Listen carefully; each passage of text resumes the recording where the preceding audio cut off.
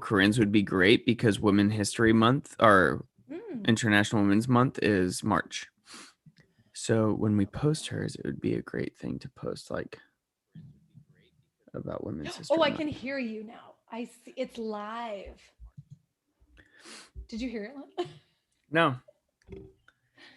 It's happening. We're recording and it's live. I mean, no one's going to be here to ask anything, but I love it. That's okay. I just got to figure out how to see the... Oh, there we go. It's so Swoop is episode 11. Yeah. It's happening. Like... We're recording and it's live. I mean, no one's going to be here to ask anything, but I love it. That's okay. It's a little delayed. I figure out how to see the... Oh, there we go. Yes. I'm hearing so Swoop is episode 11. Yeah. Okay. Oh. Like... And it's live. Can you see my chat? No, wait, I don't have it up. That's okay. It's a little delayed. Oh my god, I hear you. Oh yeah, I see your little hands waving. Hey, Do you have a link? What do you mean, do I have a link? Can you see my chat? Hiya. Hiya. Do you have a link to share? Yes, okay, hold on. I'm writing it to you in the chat of Zoom. Okay. There it is. Boom. Are we now telling everyone? I was just gonna post it to see if it's that way people wanted to go. Do it.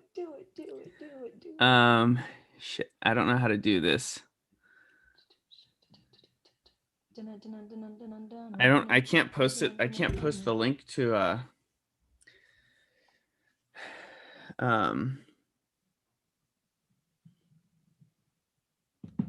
look like I have a mustache with this lighting.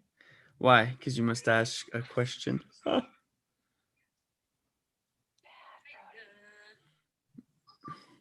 you have a link? You have to stop watching it. Can you see my chat? That's all I hear. So. Okay. I don't know how to. I'm so excited. I don't know how to get it. How to share it though. You just share the link. Right, but it's on the chat on here. I can't put that onto Instagram though or anything. Through Zoom. Can you text it? No, I guess that won't matter. I can Facebook it. I guess you can book face it. So how come it won't let me share it? Hey, do you still have a MySpace? No. You don't? No. Is that a thing? Yeah, because I don't think I can still do. I think I still have one just because I can't erase it. I'm sure I still do actually, but no, I'm pretty sure I deleted it when I was going through like backgrounds and stuff for fire departments. Yes. When I first started teaching, I recognized that I still had a MySpace and it was traumatizing. So I definitely fixed that. Okay. He says, for show, haha, just eating a little. Are y'all ready? Both ready? We are ready. Bring your food. Bring your green hat.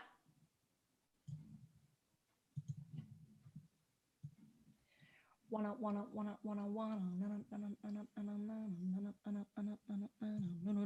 No. I shared it to Facebook. Okay. I look cross-eyed.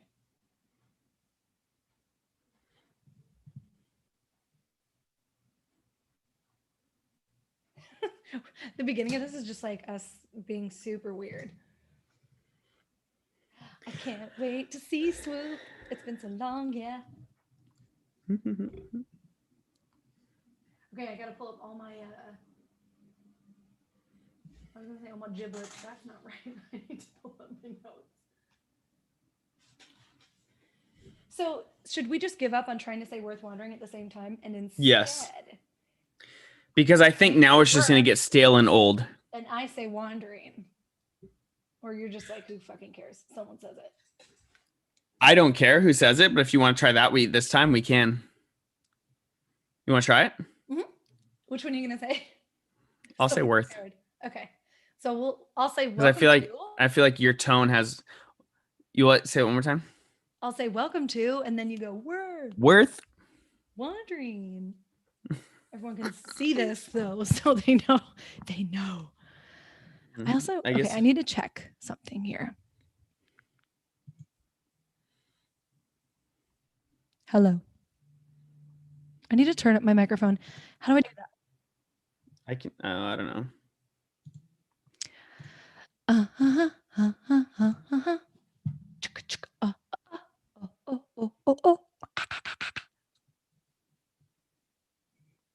Okay. That's pretty low.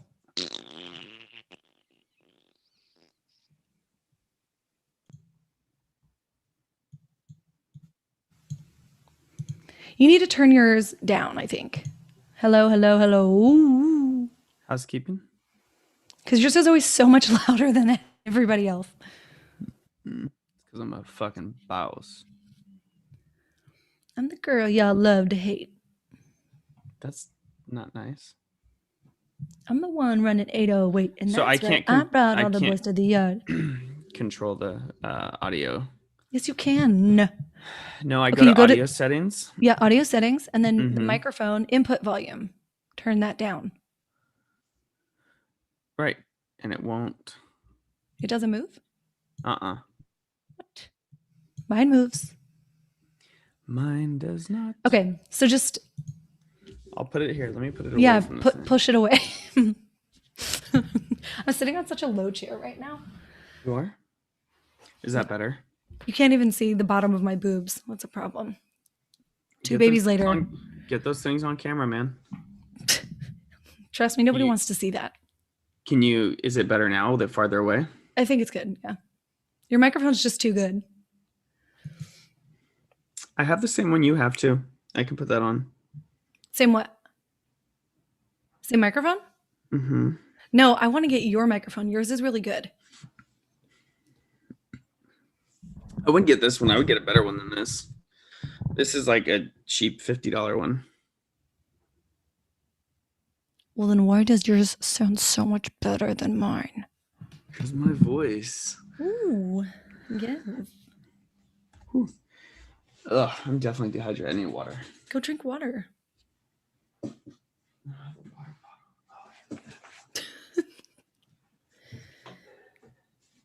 Oh my God. Is it like you're gone. I'm here. I'm like, is it like a thing that I get older? Yes. And I don't know technology anymore? I feel like that's a thing.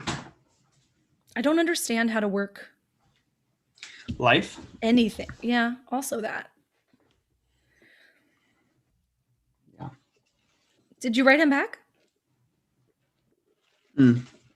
Did I? No. I never hit send. You never hit... Okay, I'm trying to write live, not love. We're live, not we're love. This is our first test of the YouTube live function. In the emergency broadcast system. Mm-hmm. That is... Have you been hearing this shit going down in Texas? Like ceiling fans have icicles coming down from them? I believe it. You haven't seen the pictures? Mm-mm. It's crazy. Well, I mean, it's fucking cold as shit there right now. Yeah, but it doesn't like snow like that in Texas. It did now. This is why it's called climate change and not just global warming. Holy cow. I mean, I was going to say that I would love to have some snow here, which is true, but then that would be... He goes, oh, damn, here I come. I'm so excited. So did you ever meet Swoop in real life? Yeah. I met him at your birthday, and I also met him at 7 -2, -5, and that's how many. So my 30th, and then he was in a lot of the performances that I was in. Yeah, but I only went to your last performance, the one before you graduated. Oh, the one where I was a Barbie doll at the top of a TV mountain and people were throwing Barbies at me? No, definitely not that Oh. one. No, it was one where like one person's performance was us going around the campus of the school. You don't remember that? Okay. What? Yeah. One of the performances was us going throughout the school. Like we literally left the auditorium and then we're walking through the school campus. I wasn't in it. No. But that was just one of the performances because I saw all of your classmates' performances. You just came with me to see someone's performance. No, you did one too. What did I do? I don't remember, but it was multiple people. It was multiple. One. It was multiple people's performances. I remember Swoop performing. There were a bunch of boxes, and you guys all sat on a box in a circle, like in like a stage area, and then like each did a performance and talked. Was it the one about race? Okay. This was a long time ago. Yeah, clearly. Well, it would have been 2014 or 15. Holy shit. No, what? What? 14. No, I was in Oregon at 14. 2014 to 15 and 15 to 16. So 2016 probably, which is insane because that's still 5 years. Yeah, it would have been just when I moved back to California. So okay. Well, whatever it was. Hey, anyway. What do you think about us doing well, first off, send me the link. I don't know which person you're talking about with the 80K. That one woman from Instagram. It's literally called She's Mighty Mighty is the Instagram account. She's mighty mighty. Just something. What do you think about us doing the podcast? And we can, after this one, we'll do this one normal. But then the podcast, you and I do a separate intro and we can sum up, like we can do, hey, everybody, what's going on? Welcome to Worth Wondering. I'm Brody and I'm Sarah, blah, blah, blah. Yeah. This episode was just really fun. We had Swoop, blah, blah, blah, blah, blah. Give a recap of it. Okay. And then say, we hope you enjoyed the episode. And then it'll cut and then we can play some music and we can say, hope you enjoyed the episode. Thanks for listening. And then it'll cut into music and then it'll just start with us. Hey, what's going on? Swoop, how's it going, man? Blah, blah. You know what I mean? Swoop! I can't hear you. You're muted. You das muted. Unmute him. You muted yourself. There we go. That was my fault. Dude, I love the new hair. I know, right? Good. It's probably not new, huh? It's a transition. Yeah, right. Okay, seriously, so when you came to Oliver's birthday party via Zoom, I was like, who is that for a second? Because the last time that I saw you, you had dreads. Yeah. That's the last time I saw you. Oh my God, look at you. Right? See how long it was too? It was crazy. I know, seriously. It was crazy. Oh my God. Dude, fashionista over so here. Much. I know, I tried to set up a little bit. I got like it looks great. Ring light. Yeah, the light looks amazing. I don't know how it looks exactly. What camera are you using? I know, it's his iPhone. It is my iPhone. Because it says Swoop's iPhone. It literally says Swoop's iPhone. I'm using my MacBook and it's fucking way better than this shit. I need to get on par, man. This is and you know what I realized too? Because my phone is actually leaning against my MacBook and it doesn't compare. So I just use the Zoom camera on. Like I've had full-on job interviews on my phone rather than my MacBook. Yeah, I don't know why that's such a good idea. You're right on. Okay, so Swoop, I'm so excited. I'm trying to pull up all the informations. It's okay. I mean, like, it's really I just did like a total, if anybody watches Schitt's Creek, where she's like, it's okay. Like, we're just going to ask you questions. No one has Like, seen oh my that in God, this room, I'm have they? Sarah. No, I don't know what that is. Rude, whatever. Sorry, don't worry. I just don't know about what to say that is that too. either. Okay, so Team you welcome, and I. welcome everybody to Worth. Wandering. Yes, this is going to be, I think, episode 11. Although we need to stop counting them because I just keep messing it up on iTunes. I keep putting like the same episode. People are like, "Wait, We've there's had 4 episode 7s, so before episode 7 was even a thing. Yeah, Okay. since So episode hard. 3. I'm understanding the vibe now. It's too difficult." But let's do So our check-in. there's no end to season 1 then. So Yeah, it's not no. like, oh, we're gonna get Correct. to 25 and then There's no done. seasons. No. This is just It's is a just- continuous podcast. Just It is always episode 7. Yeah, it is always episode 7. I think we should do that actually. I'm okay Maybe. with that. Okay, so let's do our check-in, Brody. How was this last week for you? This last week was Boom, good. I boom. mean, I would have to say, like, right. I'm super grateful for just for being able to get outdoors and stuff. You know, I went hiking today. As you Yeah. can tell, I'm all like, I'm Sunburn. lined up, right? Like I got my fade. And so I don't know. It was really good to get it back outside again. Yeah. And it just reminded me of how important health is and stuff like that. So I'm super grateful for my health and all that good stuff. Yeah. So that's awesome. And then What was the hardest thing and what was the best thing? Did I say that? So that's the already? best thing. Yeah. The best Okay. thing is like just my health, like being able to get outside. Good Like for today, the hike was probably the best thing. The worst thing, I don't know. I really don't have one right now off the top of my head. You're such I think a positivist, I don't know. optimist, maybe. I feel It's all attacked. on No, my I'm just face. kidding.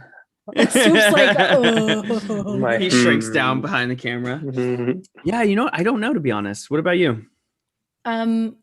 You had a hard week though, so It was a hard week. you was a got to really give hard me. You only can give me one bad though. Yeah. You got to pick one. Well, it's like in a job 'Cause you had interview. a- and my Well, it does say weakness is- hardest. right? So it's the hardest. Exactly. No, it's like in a job interview when they say like, well, my weaknesses are actually my strengths. I'm going to go with one of those answers where the hardest thing was being in the hospital all week with both kids, 2 different hospitals. But the best thing was that we got through it and they're alive and they're healthy and they're fine. I like that.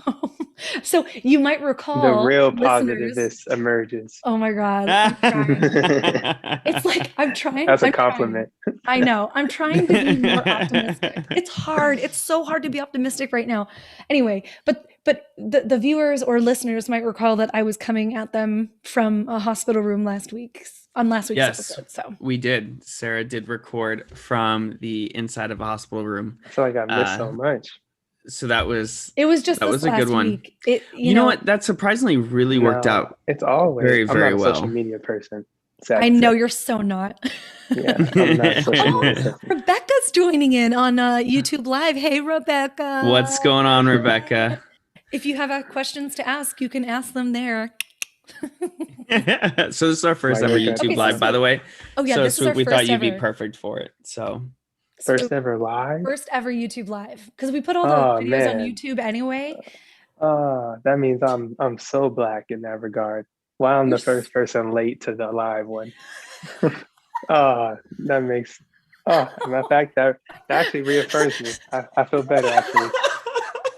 That actually makes me feel a lot better. It's all At first, good. I was like, "Did he say what I thought he said?" Yeah. yeah, that, Okay, and for great. sure that reaffirms my blackness. My black black- card oh has my been- god. I love you, Swoop. my black Oh my card. God. for I've sure. only met you a handful of times, but every time it's I like know. it's just nothing but grins ear to ear when you're when Truly? anyone's with you, man. I Truly. swear. And here's the thing: Swoop. Every time I tell you this, you're like, "I don't think I am an optimist, but I see you as an optimist." Oh yeah, see, I was about to say it again. I was See? instantly going to disagree. So why I don't you know. go into Yeah. So into tell it, us Sarah? what was your. Well, I want him to also check in. What was the Yes. hardest thing for you this week, and what was the best thing? Oh, schnizzle.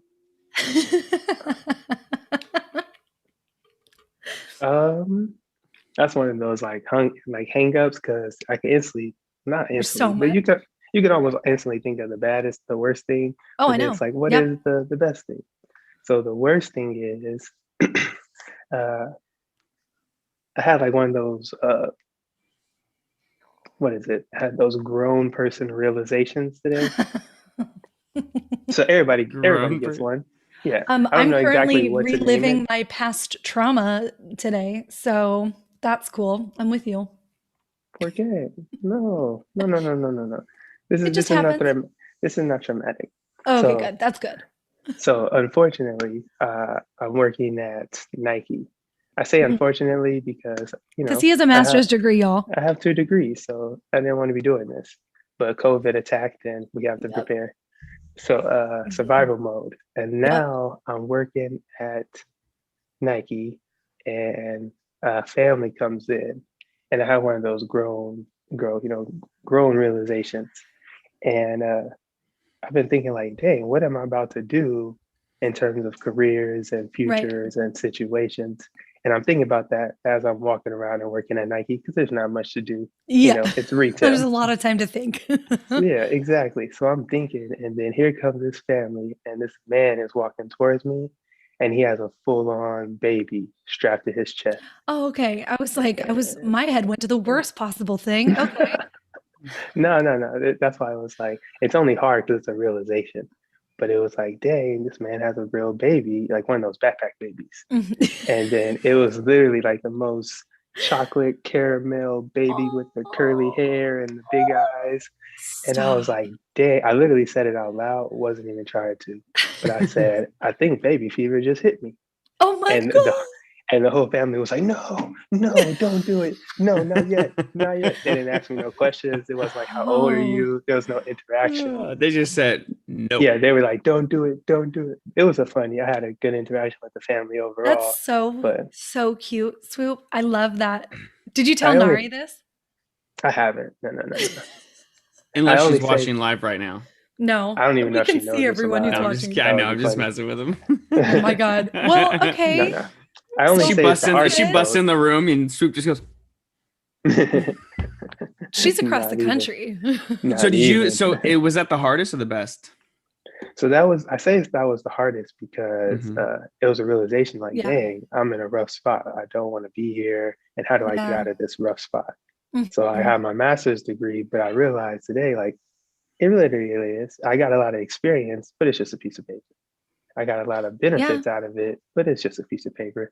So after work, I went to go talk to the boss of Nike, and they were Yeah. talking about pathways to, move up through the company, Yeah. possibly to corporate and other things like that. So Yeah. now here I am trying to figure out if I can use my skills and in what ways to Okay. navigate this Nike corporate ladder. Well, And I hold was like, on fuck, I now. don't Oh want my to do God. that either. Rebecca just put like 4 baby emojis.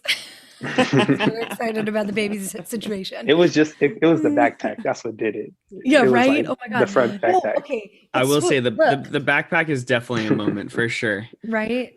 Yeah. So Swoop, let me just say this. We talked to CJ Hammond in one of our in the like one of the last episodes that we did.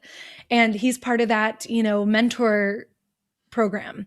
And he said that we can give you his information. So just saying, you should What? talk to CJ. Mm-hmm. Okay. I'm all down for connections. I That know. was part of my realization today, actually, too. So I knew it Yeah. was some good vibes in the works because I Yeah. realized that you need connections and COVID stopping everybody's connections and Mm-hmm. it stopped people I from making new know. connections as well. You know So what? I It's appreciate all that it greatly. is. It's really it's kind of neat to watch COVID kind of test everybody in terms of their networking skills because it's really just teaching, Yeah. showing people they need to learn how to network in a new age because Mhm. in the reality of things, the old age of networking is gone and the new age of networking is here. So we have to adapt and overcome, right? But you know what? I I only feel more say that because I comfortable. hate social media. Oh my God. You I know did what? the whole dramatic face and I everything. I know. love it. Macaulay Culkin. There you go. But I feel like I need to like seriously, screenshot Macaulay Culkin on the screen. I actually I was always talking about hated that movie the other day. that movie is one of the greatest movies of all time. Well, Movies. when they got a Movies. snowstorm attacking the east, We were just it talking. it I was looked like Home Alone outside. I know. I was telling Brody, I'm like, there was a picture of somebody's fan inside their house with like water crystal, like water what stalactites or Icicles? stalagmites? Icicles. This is Icicles. okay. This went to a real subject, but did I send you the picture of Nari's car or Nari's No, neighbor's car? no. Okay, so okay, I almost cussed on your live stream, but I don't know if You're you allowed to want that. cuss. No, cuss, cuss, cuss, cuss. But this Oh, hey. motherfucking piece of ice. So a pipe burst in her apartment complex, but the apartment complex has like a spot where you park your cars underneath some of the homes. You know, like they Okay. have some of Yes. those in LA. Well, the pipe, Carports? Yeah, that's where we it's, had that it's at our essentially condo. it's essentially a carport, but then the carport is underneath some of the apartments. Right. Got it. Right. Okay. Yeah. Yeah. So there's underneath that, and a pipe bursts, and Oh, then the shit. pipe bursts, and it bursts over a woman's car. But Oh, I then saw you this. could see where it burst, and then you know how like water falls. Uh-huh. Well, it was fell, frozen. and then it's still frozen in motion until it hits the car, still frozen, covers her license plate, also frozen. It hits the ground, frozen until it like goes away. So my thinking is at some point it burst and then was leaking water, but it was below 18 degrees in Houston. So then the water froze, and then it probably kept drizzling around that frozen piece and Oh somehow my became God. one solid strand of water, like Just a a waterfall, column. just a Okay. column of Well, that's frozen. horrifying. Was that the one I'm where gonna the send you the lady, picture. she was the only Send one with it her to me. car parked in the entire parking structure? No, there's Oh, cars next to it, but okay. So like there's this one where wasn't on there's no a news video, or this nothing, lady. but Oh, gotcha. I don't remember. I yeah, probably saw that shit on like this TikTok. was just my girlfriend's apartment. Like, Oh my Oh, God. yeah, and then the power Okay. was out for like 3 days. I was so upset. I can't even yeah. imagine. Wait, where is she? She's in Texas? She's in Houston, Texas. Oh, I forgot. For some reason, I thought she was in Georgia. Why did I think that? Anyway, whatever. I know you're like, okay. Okay. So let's get started. I haven't even formally introduced you, Swoop. Okay. You need like a formal introduction. So Everyone loves him already. It's Swoop. Come on. I know. That's Swoop comedy. is the most lovable person in the whole Wait, world. wait. Okay. So Swoop Thomas, one of my closest friends, an incredible human being. We met at Cal State Northridge while getting our master's degree in communication studies. Your focus was actually on rhetoric, which is so weird for me to think initially because we ended up being teaching associates in what we called the performance ensemble. And full title, Performance Ensemble Creatives for Social Justice, where we helped direct performances about race, identity, sexual assault, politics, like so much more. We did really incredible performances that were born out of narratives. Which Personal Fernando narratives. is front running. I know. I'm so proud of him. Right? It's nuts. Ain't that dope? So our first performance was called Intersections, a social justice tour. And it was about race relations in America. And our show was so successful that we were actually invited to the Pettit Jean Performance Festival to be the, main kind of performance. And Swoop, alongside another performer friend of ours, Jesse Robertson, performed a piece called Like a Black Man. And it is forever ingrained in my brain as one of the best performances I've ever seen. We will, I need to try and find that video because I know that I recorded it, and then maybe we can put it on YouTube and people can watch it. But I kind of want you to read a little bit of it with us if you still have it somewhere. See, you're gonna be heartbroken. God. But because I guess I don't know. I know we're talking about a lot of stuff today, but FedEx lost it. Long story short. Your performance? Yeah, they lost my hard drive that had all my work on it. Okay, I have it recorded somewhere. We can rewrite the script. It's fine. Okay, then we had another show called Seeing in the Dark, Stories to Reclaim Our Ghosts. And that one was really cool. I think, Swoop, you can speak more about this later, but this is just a quick intro. We co-directed and co-wrote original community-based performance work with 15 students from Ruth Youth Build, which was at Opportunity Youth Center. And these kids were incredible. And the stories that they had to tell were major. And I'll let you talk more about that later. But then Swoop and me and our other friend Casey were invited to perform individual pieces at Louisiana State University. And Swoop performed, again, one of my all-time favorite performances, Modern Day Toby, which was about You know what? I'm going to let you tell. What was it about? What was modern day Toby all about? Because I'm definitely going to put a clip in here for that. Oh man, just to hear you recap it, it all sounds like so long ago. I I just know, realized I right? was muted. She is good at it too, so she'll do it. She is gonna throw all your clips on there. Yeah, I'm going to throw up a clip. Man, but excuse me. Modern Day Toby was a performance that I made that started off as a poem, but it really was really was my best piece. It was the It's piece I happened. loved the most because it was most like fluid. It was most organic. So I can say it started off as one thing, then became another thing, and then ended up this thing. But ultimately, it was a piece that I wanted to write about the experience and the stereotype of the Black man. So it's like, what does it mean to be a Black man? Mm-hmm. And then in that piece, I wanted to show how how closely my story is to the stereotype without even Yeah. without even me trying to influence it in any certain type of way. I could Yeah. just tell you the story of my parents meeting, then getting together, then having me, and then Yeah. me coming to this place and being judged as one thing because I'm a Black man in the Right. university. Mm-hmm. And then that was like the holistic circle or the holistic view that I wanted to present Mm-hmm. to the audience, that so many of us young Black men are these stereotypes just because of the environment or Yeah. uh, Societal norms and values and yeah, stereotypes. so many things. Yeah, systemic racism. Mm-hmm. Some of it's cultural. So Mm-hmm. culturally based, we all culture is how people live life. So Yeah. when you have a certain way that people are living life, then that's how you get these Right. unfortunate stereotypes. So while I Yeah. was saying that the stereotype is true, at the same time I was trying to show that it is not true because Right. Like I can I'm embrace certain parts of my identity that happen to line up with your stereotypes, but it's not, I'm still me. I'm just me. mhm. And then that was also something I was wrestling with because I was a Black man and getting a master's degree. So not Mm-hmm. only was I outside of my norm, but now I'm in a whole new environment that's not even Mm-hmm. made for me, not situated for people like me or even Mm. thinking about it. So that became one of my like kind of goals is to Yeah. bring Blackness to academia in any way I Hell could. yeah. So Oh if my I God. Right. didn't, Swoop, I do you wasn't even feel like trying to you're be held to, politically is there like correct a sometimes. Mm-hmm. is there like I'm a sorry.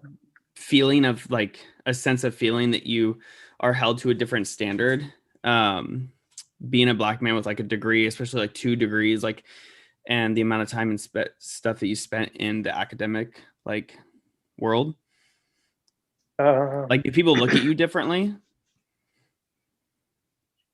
mm, Are you yeah, expected to do like things differently or anything like that? from a social standpoint, like when I tell people, I have 2 degrees or I've been and done these things, they've always like positive feedback. Like, oh my God, like that's so great. Like, you know, there's always the good that comes out of it. Mm-hmm. But Yeah. then the struggle I feel is still trying to make that valuable, make that tangible, make that mean something. So it's like, yeah, Mm-hmm. everybody's happy. I'm happy for me, but I have nothing to show for it. So I did these Right. things, Right. I got all this stuff, but I have nothing to show for it. So that's Oh, really that's the so struggle that I've hard. been facing. That was the hardest part of my week is facing Yeah. that and trying to realize how do I still overcome because Yeah. I did Yeah. everything Oh the my right gosh. way. Yeah. I mean, you're also up against it in terms of the diagnosis that you got when we were in our master's program, which we're going to get to in a second. But the really cool thing, Swoop, is that after modern day Toby and after they saw that performance, it was so powerful that they actually kind of offered him, was it a scholarship to get your PhD at LSU for like the following year? Hmm. Yeah. And you So went for a semester, but then your epilepsy and all of that got worse. And so that's kind of what we're here today to talk about is your performance stuff. How have you overcome all of these obstacles that have happened to you in your life? How are you managing with kind of the ups and downs of all of that. And that's in whatever way, shape, or form that looks like for you. So I guess we could start with your child, like just take us back your to the very childhood, beginning. your background. Like where are you from? What were your dreams and goals as a kid? what shaped well, you kind of talked about your age? upbringing, stuff like that, and earlier you touched on it, but if you want to just for the sake of time, like my upbringing was really turbulent. It was really rocky.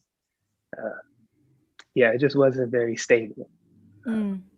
My upbringing was like a lot of young Black kids. We lived on welfare. Then we were happy to get Section 8. We had Section 8. I don't know if you all know what Section 8 is, but it's like it's the Section 8 housing, right? Mm-hmm. Yeah. It's like back in the day, most Black families were ecstatic to get a Section 8 because it secured you in a place where your rent was like less than half, and when work was hard to come by, it was good to have that on your side. But I remember when we got that and we had our first house ever, because we were always living in apartments before. So it was like we had a backyard, and then we got a dog, and then we lost Section 8 because of some stuff that my parents were going. Well, not even my parents, my mom was going through. So then we moved again, and it was just like a lot of rocky stuff. But I went to 2 different elementary schools, 3 different middle schools, and then 5 different high schools. What? 5 high schools? 5 different high schools. What? All in California? Mm-hmm. Yeah. Where are you from originally? Wow. So I'm originally from like the Inland Empire. So like I said, I grew up a lot of places, but the Inland Empire is where I grew up. Where in the Inland Empire? My family lives in Upland. So like I mostly say like San Bernardino, Riverside, Rio Valley. Oh my gosh. Okay. The only thing I remember about San Bernardino is I had a friend in my fire academy that had San Bernardino tattooed on his like big bold letters, San Bernardino. Stop. Oh, you say San Bernardino, and that's all I think about now. That is great. So crazy. Yeah. I remember playing their basketball team because it was always San Bernardino High School. Yeah. Oh my God. And it's like that old Gothic ink, right? As well, that he has a tattoo. It's great. It's classy. Okay, so Swoop, I actually did not know that. I didn't know that you moved around so much. Like I have glimpses into your past from your performances. Like when you were just saying all of that about, being on welfare, I was just thinking about what you say in modern day Toby. Like, oh God, now I can't remember it. Of course, I watched it today and I show it to all my students, but it's like, barely had healthcare, something, but oh, never mind. I'm going to ruin it. I'm just stopping. Listen, and so, I mean, basically for modern day Toby, people are going to have to go to the link that you'll post on the podcast, which unfortunately it's in a couple weeks. So for you guys listening live right now, but it's actually a really, really good performance. Oh, good. You watched it. Okay. I'm like, yeah. Of course, how could you not? And you still had your dreads then. Yeah. And you shook them. I grew up on welfare. Oh yeah, grew up on welfare, barely had health care. Yeah. Say it. No. What's the no news there? So like say the whole thing. I need to know now. Grew up on welfare, barely had health care. No father in the home, but ain't nothing new there. Okay. It keeps going. Then do the part about the Fox News folk tales. It's one of my favorite lines. Literally every time he performed this. How do you remember? Because it's one of my favorite performances. Every time he would say, I have to go back to like those, basically, I just want to be free to be me. And I'm not like those Fox News folk tales. And everyone's like, yes. It's so good. Okay. But anyway, so you had kind of a turbulent history. What led you to CSUN and comm studies? Oh, Riverside. Yeah.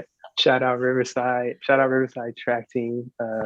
We Oh, actually won state 2012, so we won championship for all of California. We were the nice. best track team in all of California Was this- for junior Wow. colleges. And then Wow. Oh, I junior got colleges. Okay. for junior colleges. see, So that gotcha. got me my scholarship to go to CSUN for undergraduate. So I got What my was your AA. event? I'm just curious. My main event was the 400, but I ran the 400, the 200, sometimes the 800, and then the 4x4 was my get down. Okay, whatever my that sheet. means, All right. you guys. Okay. All right. What?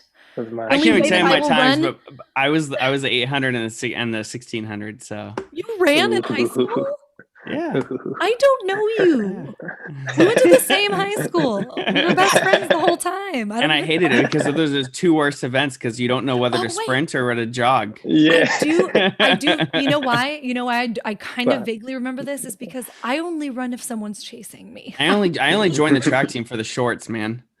They were good shorts. They were shorts. Yeah, man, no tan lines. It was all type of turbulent. But I basically I went from high school to high school to high school to high school, Yeah. and then I played basketball every year. And then I got to my last high school, and I was living with my uncle. But I basically was trying to find reasons like not to go back home. So I was basketball's over. I can go home, or I can find another activity. So I got onto the track team. And then during the track team, I was a jumper because basketball I used to play, and so I was a high jumper, and I was doing pretty good. And then we got to this one track meet, and the 4x4 came up, and one of our what is runners a got hurt. 4x4? What's A a 4x4? 4x4 is where It's an In-N-Out burger. Stop It's it. a joke. Stop it. But a 4x4 is where one person, it's a relay race where one person runs a 400 apiece. Yes. So then you have four people Got it. running one 400. Got it. Okay. Continue. Yeah. So then one of our runners got hurt, and then they were like, "Swoop, we need somebody," because we were a small high school. We need somebody to run to see if we can get some points, to see if we can get on to win the track team. I mean, why You not? swooped right in there, right? Ha ha ha ha. I can't even laugh at that one. He's like, I can't. I'm not even going to give it to you. Yeah. Reaching. But yeah, for sure. But I was like, sure, why not? I only jumped like 3 times, and I scratched it, like, so I messed up my mark and had to sit down. So Thank you for quickly defining what scratched it means, because you know that I am just so in with the lingo of anything that is not like in my immediate. Yes. So That is crazy. Yes. Okay. So you just kind of fell into that almost, and then got a whole scholarship to CSUN for it. And then why did you choose comm studies? How did you get there? See, that's the funny thing, because I started as a business management major. Right. And I'll never forget this ever in my life. And I still think about it to this day, because I'm trying to figure out like where I'm about to go next. But I got into a business management class, and it was business ethics. And I'll never forget this, because they were like teaching us, we were watching a video on the Wall Street scandal. Oh, yeah. And it was basically just talking about how, all these people got their money got all their money taken, and blah, blah, blah, blah, blah. And I'm sitting in the back of the class, and I'm thinking, like, this is fucked up. You don't need to change all of your lingo for me, Swoop. You can be you. I was just thinking, like, this is literally fucked up. Yes. And then in my head, I'm like, if you have to teach people to not steal from other people, this is probably somewhere I don't want to be. Yeah. Oh, you are wise. You are so wise. So then I left. Yeah. And so then I left, and I gave my uncle a call. And I'm like talking to my uncle and asking him questions about like, what should I do? What should I do? And I couldn't really figure it out then. So I got to just like searching around, and kind of ended up in philosophy and then comm studies after talking to a track member on the team. Yeah, yeah. She was like, "Yeah, I really like it. You would enjoy it too. There's this rhetoric class." I knew. I was like, you had Dr. Marston, didn't you? And then I took a rhetoric class, and I was like, "This is exactly where I wanted to be." Yeah. And so rhetoric That's was what awesome. you graduated from CSUN with your bachelor's and went straight into the master's program. And you were doing rhetoric. So quickly tell people who do not know what rhetoric is. What is rhetoric? That was my question. And that's cool y'all because I are like it speaking so different much and language. nobody even cares. They think they don't care, but when you describe it, it's one of those things where it's like actually everybody really does. But tell us what it is. Just So a rhetoric, way in depth, but yeah, rhetoric is simply the art of persuasion. So it's literally you how do you study persuasion?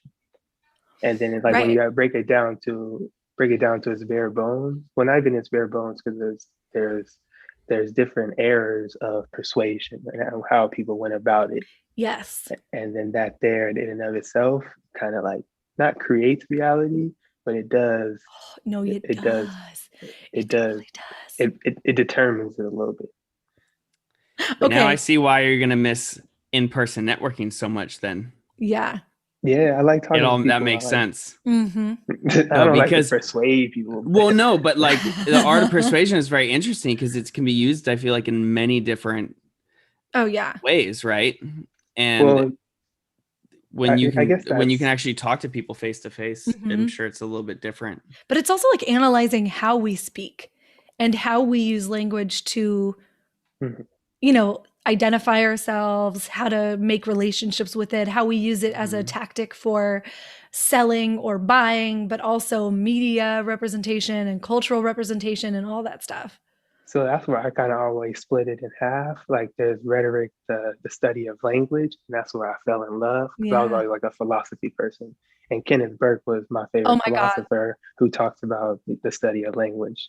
But then there's the other side of, that where it's just persuasion is like marketing and media and Right. these type of how do you buy, how do you sell. So that's kind of how I split it in half. But I for Right. sure fell in love with the Okay. philosophy version. I That's did cool. too, and I didn't realize that I would. But what was okay? Was it Burke? No, who was it that wrote the book about how no one can prove that reality exists because reality is only through our own perception, and so like there's very little that we can prove exists in the way that we think it exists outside of human knowledge and perception. Was it Derrida? Oh, it might have been Derrida. I don't know. You guys, I haven't been in college now for 5 years. That's what I'm saying. You make it sound so far away. And we're not It super is fancy, far so we don't have away. someone in the background like looking up facts for us right now. I know, So right? Like, you're who just is gonna have to wait. Derrida? It's fine. We'll get I there. can tell you he's French. Oh, see? Haha. You remember at least something that I don't, because I don't remember much. Well, you make me Okay. feel better because, sheesh. Well, here's the thing. So first of all, I thought you were insane to go straight from your bachelor's to your master's. You want Because to hear another funny story? what? Yes. The reason I did it is also like I feel like God was on my side. God was on my side my whole life for sure. But I got injured in the track on the track team. And then my injury gives you what they call a redshirt year. So there's usually, if somebody does get injured, it gives you like a year of reserve on your scholarship or on your situation, I can say, because it's kind of like a So are you holistic supposed situation. to, you're supposed to still go to school, but use that reserve? So say you're running and you're a sophomore and Mhm. you have a 4-year scholarship, but you get injured your sophomore year. Oh, I see. And it's like, dang, I kind of need that Interesting. year back. Right. Or you might have to extend it out. So you want that redshirt I year is see. for those kind of injuries. Okay, So what okay, had okay. happened with me was since I went to a junior college, I kind of had half my schooling done. Came into Yeah. Oh, CSUN, got it. ran for a year, then got injured my second year, and kind of had to sit out for like half a year. Then Ooh. I came back in and really wasn't doing that well, but I was still in rehab, and then I kind of got Yeah. injured again. Oh my God. Was it your knee? It wasn't my knee; it was actually I had a sports hernia, so it Oh. was yeah. Oh. It wasn't that bad, but it sounds bad. Brody, didn't you have a hernia? I do have a hernia. I have an inguinal hernia though. Currently. Currently, Oh. yeah. Yeah, see, and then I had to research that inguino and other Yeah. things. Inguino. That sounds like bat Yeah, guano. Anyway, but So it's like, that oh, gave okay, me moving on. that gave me Wanna like hurting you. that red shirt year, but it gave me the Right. red shirt when like my senior year. So basically, I had that last year to go to Oh, school, but there really was no track to run. I see. Okay. So I really Interesting. didn't have to run track, but I got 1 year of school paid for. So it That's extended my awesome. scholarship. So that went to my guidance counselor, and they were like, "Yeah, you can either tack on a minor and get and graduate with a BA and a minor in something, and use that year up, or you can get a year of your master's degree paid for." And I was like, "Bruh, easy, Okay. No, thank easy, you. Give me the paper, sign here. yeah, right, That's Done easy. deal. okay. Yeah. You See, just gave me a free car." yeah, And a thank you. new car. A And I new was like, car. "Shut up." Oh my God, have you seen the Oprah thing with bees? No, I just Okay, have you you watch too guys much are Family Feud. so. Nah, see, Family my Feud is thought is where like it's there's at. like door A and door B, and there's like arrows and flashing lights going to door No, A, and then no, there's like a sign that says don't choose door B, and you're like, well, no. fuck, okay. Listen, is there anybody out there who knows what I'm talking about? Anyway, so, okay. Can they just I type it still in the think you were chat? insane for going straight through, only because for me, it took me 6 years to get through my bachelor's. And by the time that I was done, I was in full blown meltdown, panic, like identity crisis, being like, why did I just spend 6 years doing an art degree? I can't use it for anything. Turns out I'm actually able to use it in a lot of different ways. But I finally went back to school and I needed that break. And so all the people that I saw, like Chelsea also went through right from bachelor's to master's. And that just looked so miserable because it's like, because you don't have a break, but you are one of the strongest people I know. You're the most resilient person I know because partway through your master's program, our master's program, you started having seizures. Was this Shoot. after you started performance ensemble or before?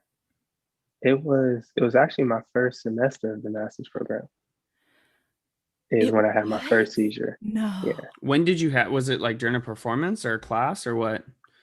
My first seizure was actually I was at home studying, and I remember there was like I had two roommates at the time, so it was a that. 3-bedroom apartment. But my bedroom was being remodeled because there was a sinkhole in the floor. Mm-hmm. So then, oh snap! Oh. Okay, like let's just ignore the fact that there was a sinkhole in your room. Yeah, it was weird What? too because I was like in the corner and like and my carpet was like falling in, and I was Oh like, my is that a hole? And then over time, it was just kind of like getting worse. But it was like a okay. corner that it was like a corner I didn't use though. So like I would kind of just like throw like my shoes over there, or like dirty clothes or something. And You after a didn't while, it like was just see like shit start to disappear, like you throw shoes in it would just this isn't like a Stranger Things, carpet was third being dimension shit Stranger Things. happening. I still got Yeah, to finish right? that. The carpet was just like a hammock at that point. Yeah. No. Oh my But God, if terrifying. it should, it started to look pretty nasty looking too. So they finally came Holy to shit. fix it, but I had to sleep in my other roommate's room Right. on the floor. Well, thank God that he was there when it happened. So actually, he had left Oh to go no. to work, and then I was studying, like reading books. Right. Semester of school was back, and I was like, "Fuck, I need to take a study break." So I was tired, took a study break, and went to sleep on the floor. And then he came back from where I think he went to like the gym or something. He came back and then saw me having a seizure on the Oh floor, shit. and then called the ambulance and everything. And that was my very first one because at first they started, but they were only in my sleep. Like I And had so you never, didn't know you were having them? no. Mm-mm. So I woke up Wild. that time, and I woke up that time. That was the first time I was like in the hospital, and I woke up and everybody staring at me, and they're like, "Are you okay?" And you're like, where the hell am I? Exactly. And I was like, "What the Oh my fuck happened?" God. But yeah. Okay, Swoop, that's so terrifying. I remember you telling me this story. Like, hey, I had a seizure the other day. Like, okay, what?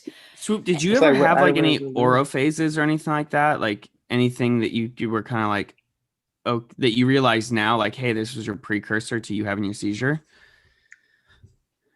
See, Mhm. my MA degree did teach me how to research.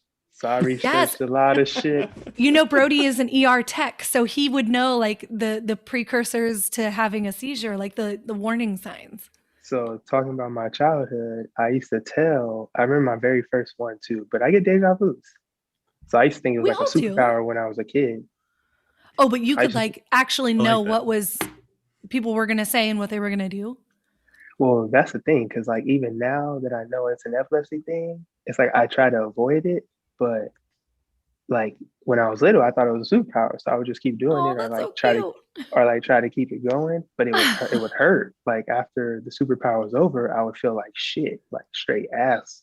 So, Like but hold on. Describe what deja vu is for you, because I have deja vu all the time. okay, so in my deja vus, imagine like we're all sitting at a table and we're talking, Okay. and then all of a sudden I get a sensation that falls over me where I get like this weird head feeling.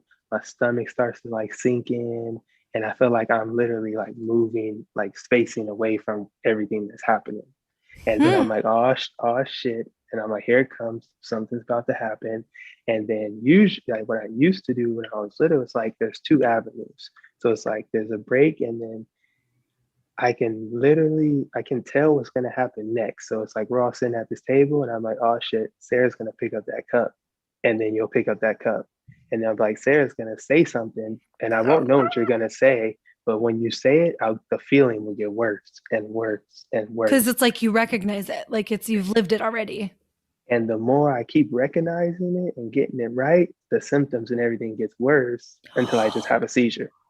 Holy Hmm. And shit. and if I don't try to get it right and I try to calm down or detach myself from the situation or don't even worry about whoever the fuck is sitting here, just kind of like put my Yeah. head down and look at my toes or something, just anything Oh that's my not what I God. think is going to happen next. And if I keep Right. going that Right. way, what I think is not going to happen next, then everything kind of goes back to normal, but the symptoms are still Whoa. there. So you And can kind of even control it, which is so different. that's no, because I can't control it. So when I was little, I thought I could. I thought it was a Oh, I superpower. see. It's But just now like, I'm older, yeah. and I know that this is my brain misfiring and signals, like signals to the wrong places. So my Yeah, ER because tech man can hear or can validate this, but I can't do shit about it. Like this is my brain doing its own thing. So I wow. gotta just calm down, sit in the moment, let it kind of calm. I literally just have to try to stay calm. That's all Yeah. they Oh keep my telling me. I God. mean, and so now you've lived with this you're aware of this for how many years now? 7. 7 years. Has it progressed at all and gotten worse or more frequent? Yeah. Yeah. Do you feel So like you still have the same deja vu symptoms or pre most the aura definitely. phase? Yeah. So What do you um prepare yourself for that? I mean, do you lay on the floor at that point and just say, okay, I'm going to try to navigate this the best I can, or? no, uh Hmm. meditation and Mm, has helped me a lot, but I have to good. stay calm. So they really don't know what causes them other than stress, exhaustion, and kind of like the normal epilepsy things. But my Hmm. Yeah. deja vus, I kind of control by staying calm. Like I Right. said, if I'm on that path, if I keep guessing what's going to happen next and staying in that space, then I'm going to eventually just have a seizure, or Whoa. I'm just going to have all the symptoms be the worst possible. But if I stay calm and kind of meditate, pull myself in, don't think about the Wow. cup, don't think about Sarah, don't think about whatever's happening at the table, then the Yeah. symptoms they won't disappear, but I can keep them down. And I usually Wow. just like go lay down, Mm. or I Yeah. go sit down or take a nap or something. Because at that point, I know I just had a seizure, so I need to relax.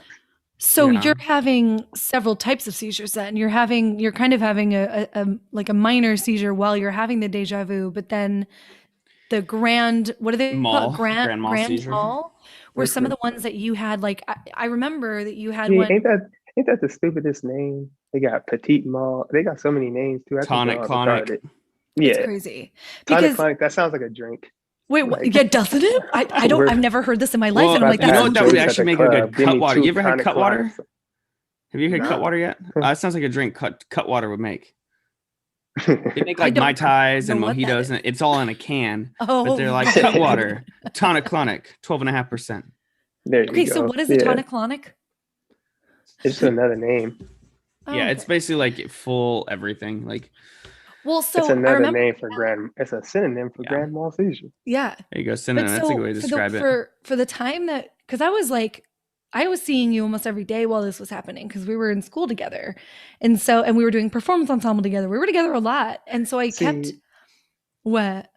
Well, that's what I'm saying. That's the thing. Because like when you ask if it's progressed, but like college, the first like 2 years, they all happened at my sleep. My first one, I was asleep. Pettit Jean, I was asleep. Where do we go after that? Some other trip we went, I was asleep. Yeah, like all of those, I was unconscious. So it was like whatever it was, and that was the most confusing thing to the doctors because they didn't know what was doing. Like why would you have a seizure while your brain is actually resting? And they were like, "What were you doing like prior to this? Like directly before this? Were you like drinking or doing?" I'm like, "No, I wasn't doing any of those things. I was at a academic conference, you know." Yeah. So it was weird for them to say like, but yeah, so it's like those would only happen in my sleep. And then shortly after that, this is one of the worst ones, but the one driving. The first one I had awake was while driving. So imagine what I just told you. I'm driving on the freeway to go home. I'm driving from Glendale back to Northridge. This is such a terrifying story. So now I'm driving and I get that overwhelming sensation like, oh, fuck, something bad's about to happen. But then now in this moment, I know because I've had a couple of seizures, I'm like, don't follow this feeling. Whatever this feeling is, make it go away. So now I'm driving, I'm looking around, I'm like, nope, I don't feel better. And then I could tell like something's gonna happen on the radio. No. So I'm like, oh, something's gonna happen on the radio. They're gonna say something. And then I was like, oh, can't have that happen. And I went to go switch the radio real fast. So I moved the radio to the next station, trying to dodge the seizure. And I hit the next station. I was like, oh shit, that sounds familiar too. I hit the next station. And like I said, it's a deja vu. So I think I know what's going to happen next, but I never know until it happens. And when it happens, my whole body like freaks out. So it's like, oh, that sounds familiar. I hit it to the next song. I think it was the third song. I don't remember shit after that. After that, I woke up yeah. Thank God you were okay. Because you crashed into like parked cars because you were trying to get off the freeway, right? Like nobody still doesn't really know the story. I guess paramedics didn't tell everybody, but somehow I was in the fast lane because I'm from work trying to go home. So I'm trying to get home. So somehow I drifted from the fast lane off the like past these driving lanes off an off ramp because I don't remember being next to no off ramp. And then somehow off the off ramp, I hit something and then I crashed and they came and got me. But nobody was hurt. Everybody was okay. Yeah. The only person who was hurt was me. I tore some ligaments in my left knee. I remember. And I tore some ligaments in my left knee and they said I fractured something in my other leg. Oh, Jesus Christ. But when they said fractured, I was like, cool, that'll go away. Oh my God, Swoop. Seriously, I remember picking. I like that. I remember picking you up. If it ain't broken, up. It'll go away. I know. I remember picking you up because we were going to go to lunch and I picked you up and you were like on these crutches and I'm trying to like get the crutches in the car and like get you in the car and then get you out of the car and then get the crutches and like open the door. And how those crutches even fit? Swoop, how tall are you? He's very tall. Now try getting some 5'11" crutches, dragging those around. Yeah, I remember when I saw you last. I'm like, oh hey, how you doing, bud? Nice to see you again. You're 6'3"? Yes, 6'2", 6'3". Okay, because you're a little bit taller than Michael. Yeah, Michael is tall. Swoop, I'm kind of curious though. Go. Sorry. When all this stuff with the seizure started happening, and it happened during your master, like initiated with your master's program and everything, how did this all make you feel, man? No, sheesh. That is a really good question. Like, I mean, did you feel like all the odds were against you? Did you feel like, oh, this shit ain't no problem, I got this? I mean, Did this you was feel, also on the were you scared? Were you angry? Like, yeah, because this was also on the heels, right, Swoop, of you, and we can cut this out, but you losing your father, right? Well, that was in the midst. That kind of Yeah. happened, yeah, like Mhm. in the middle of everything else. But no, I really didn't. That was actually the biggest part for me. And thank God I had Nari, my girlfriend, because she She's was amazing. I she love her was so much. beyond amazing. Because she was helping me out with shit I didn't even know I was dealing with. And Yeah. that right there was was pivotal. Was do you Yeah. feel like paramount. having It was her as kind of like paramount. a rock helped you feel less scared and angry or whatever those feelings you may have been when you first found out about this diagnosis? Do you feel like her being there and just having that support system may have helped you battle it a little bit easier? Well, it helped me because I didn't like it helped me battle it, but the hardest part about everything was nobody knew what it was. Yeah. Mm-hmm. So So I'm going scary. to doctor to doctor to doctor, taking this medicine and that medicine, and it's not helping anything. Like nothing's changing. So now I'm researching and doing all this stuff, and I'm thinking that it's not epilepsy, maybe it's Mm. non-epileptic epilepsy, what they call NEAD, or they have these pseudo seizures, which aren't Hmm. real seizures, but you still have a seizure. Mm-hmm. And then it's like, oh, What? you can have a seizure and not have a misfiring in your brain. It can actually be something totally emotional. Mm-hmm. So then I was like, I Hmm. had MRIs, my MRIs were clean. I had multiple EEGs, and those were clean. So then it was like, what the hell's going wrong? So then at that point, it was really turbulent for me too, because that's when I first started performance ensemble, and that was the first time Yeah. I ever started expressing myself. You were letting So so much out. I was just gonna say, like, I think part of it is that I know for me, when there's a release of emotion is when I feel more anxiety because it's like you're letting go. And so it does something to your body and your mind. And I'm sure that that's, if your epilepsy and your seizures are brought on by stress and emotion, like performing is so emotional and it's really vulnerable.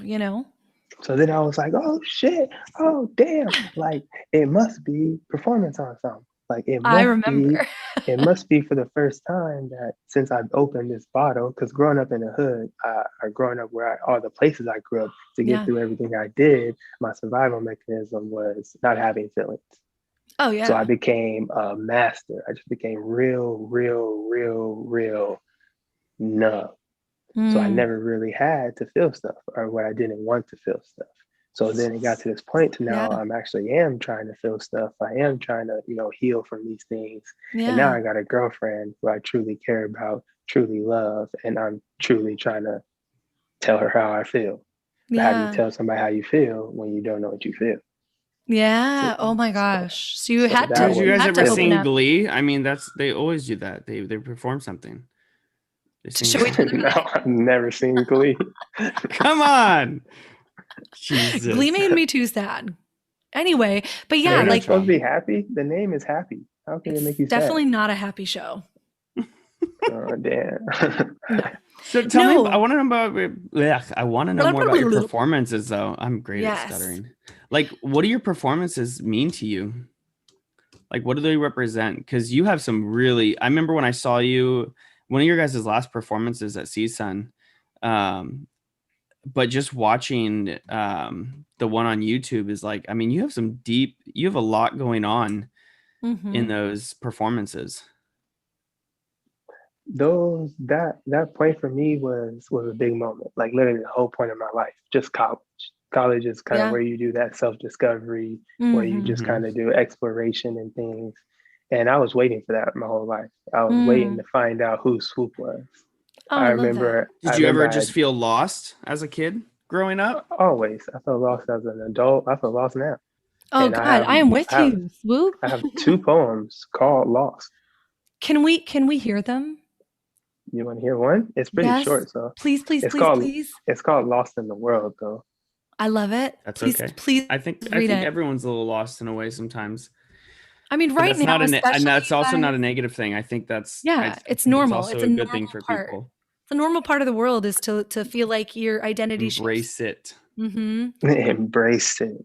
Yeah, I have another I'm a thing big that I had embrace and to. suck kind of person, so Yeah, another big thing Embrace that I the had to suck. embrace though was I had to get a therapist Yeah.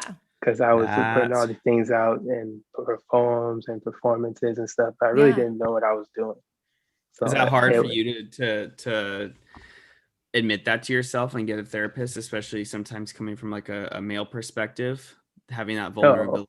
fuck yeah. Well, and You you have said something about you said hood. You said you grew up in the hood. yeah. I use Is hood that for the culture. So I did. the It's hood not for that the I grew up culture? in. I use Okay, the term hood for the culture. So it's not that I grew up in like Compton or Inglewood, gotcha. but like I said, those are mentalities. Those are Mm. Right. ideals. Those are cultures. And And I think my culture parents is a good came. way to describe how you just described that was perfect. Because some of my friends that say they grew up in the hood, they talk a lot about like feeling the sense of like having to be hardened in a way, Oh yeah. Yeah, like, and they show Swoop. less emotion. Yeah, like Merino Valley is where I went to high school, and they call it Murder Valley or Oh, That Murderville. sounds lovely. scary. Yeah, Okay. just like You San know. Bernardino. It's just like San Bernardino, though. It's these names for these hoods, for these ghetto places, for these places that Huh. are less than Yeah. average. And I remember one of your Interesting. performances, Swoop, which actually talking about kind of that experience that you had where you would be as a kid a little bit more ready to show your emotion and people would make fun of you for that. I maybe I'm remembering this wrong, but there was Oh, one performance where you were talking about like I was so stuck in a box as a man first, and then also as a Black man not being able to like have any emotion because you get called a pansy, or she they get called label a you bitch. as gay or a bitch or all of these things Don't that be a are bitch. uh Yeah, and Interesting. it's a good and bad. It's a double-edged sword because I had to realize that because I was in Double-edged sword. master's You mean being degree. not only male but being a Black male? Is that like the double? Like, what do you mean? Well, double-edged sword as in the culture, but it's right. Okay, everybody's culture. right. Everybody's way of living has goods and bads. Everyone Yeah. So has a double-edged sword in a way. I still give myself that pep talk. I'll be in the gym or I'll be running, around the block, and I'm like, damn, I want to quit, I want to stop, and I'm like, Swoop, don't be a bitch. You can keep going. Oh my And god. then that's So just me do being you me kind of because Hey. it's time. embrace Yeah. that hate talk towards you to use that as a sense of empowerment? Mm-hmm. It like if you want to break it down and go that deep, yeah. But if not, I'm a Black man being a Black man, and that's not so Yeah, that's no so pointing to say that this is the only type of Black man. for But we sure. shit talk, we trash talk. Like my best friends say the meanest shit to me, and I know it's all out of love. Yeah. Yeah, because Most it's part of the definitely, culture. Yeah. Well, yeah, especially if most anyone who definitely. has like grows up in a family of all brothers, like I think you can kind of, I'm sure it's different in a way, but like you can kind of be like me, I am three boys and there's a lot of shit talk, but you love each other, but like there's no, oh, hey, I love you too. It's like, go fuck yourself. Like go step on a Lego, right? That's, I don't know. See, for You me and know, my family, it was very much like always be nice to one another. And so when I made friends with people from Boston, because the Boston humor and attitude is like shit talk you until you cry, but it's because they love you. And I and honestly, beer. I couldn't do it. I was like, you guys are so mean to me. And they're like, what are you talking about? We love you. And I'm like, but you do things to me. And they're like, that's how we show what? our affection. Duh. It's Swoop, like, you got your okay. poem? I did Let's find hear the this poem bad though. boy. Oh, I can't wait. I'm about to take a drink though. Y'all are was- making me super dry That right was now. always the thing. Every time before we would start a performance, both of us were like, okay, cotton mouth. Yeah, for real. Then you have to go up there and preach for Oh, it's speak also for it's 20 cotton mouth and you You have say to pee. preach? Oh, speech. You suddenly have to pee really, really bad, but right before you're supposed to go on stage. That's like a thing. So this one is, and see, and that's crazy because I had to pull this one out of my notes from my phone because that's where it was saved for the Oh yeah. longest. But this one's actually from 2014, Oh, okay. and this one's titled "Lost in the World." And Do it in your says, performance voice. Do it in your like performance I, thing. I could barely even hear myself. I got these headphones in, but Okay. All right. Whatever. I'm gonna try to make it sound good. I don't know what the performance voice is. Anything you do sounds good. Just read it. But it says, so it says, what if you died today? What would you say? Personally, my life has been an act, one grand theoretical performance starring yours truly. In this space, in this piece, I played my role like Denzel Washington in Training Day. I have been trained for this day, the day that I become enlightened to the immeasurable amount of bullshit within life. My name is Robert Thomas, or is that simply the character I have been deemed to play? Who am I really? Hi, I'm scared.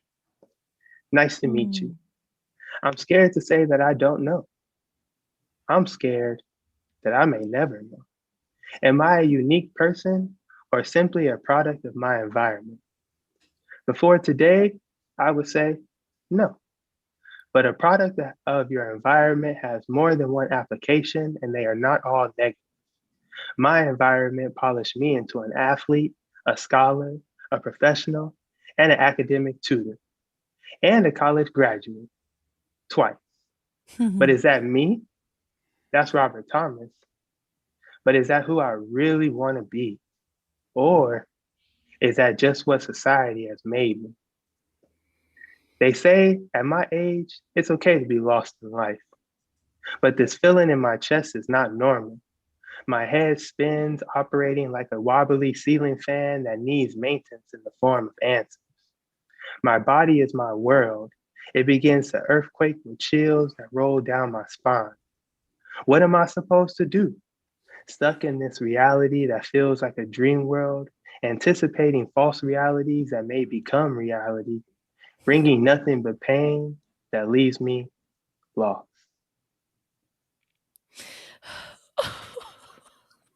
And then that last part is even talking about my deja vus and my seizures, because that's how it feels sometimes. Okay. Swoop. Sarah, are you gathering yourself? Yeah, I'm just. She cries every time. I know. I was known as no the joke crier. In our intro episode, it was Sarah will cry every episode. I was known as the crier in performance ensemble as well. They were always like, "Is Sarah crying?" Okay, but no, actually, to be real, I haven't cried. That's how you know you did a good job. Yeah, exactly. Before this, like starting this podcast, I hadn't cried in a really long time. That just like Swoop. You and I have always had like a soul connection since we met. At least I love Sarah for like sure. that. And you and I have always like been exactly where we need.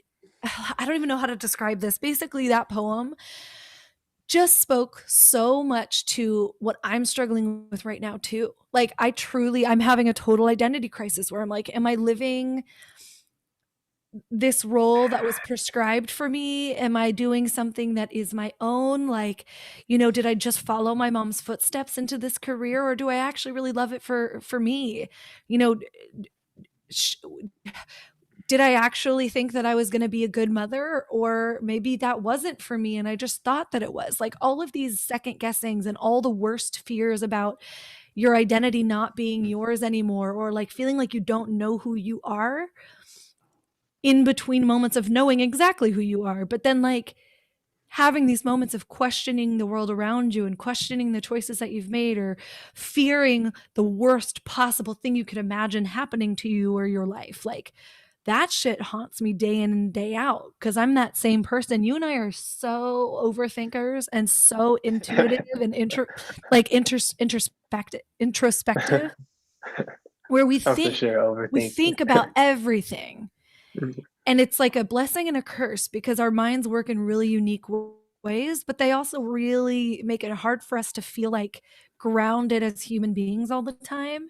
Because I don't think a lot of people like stability.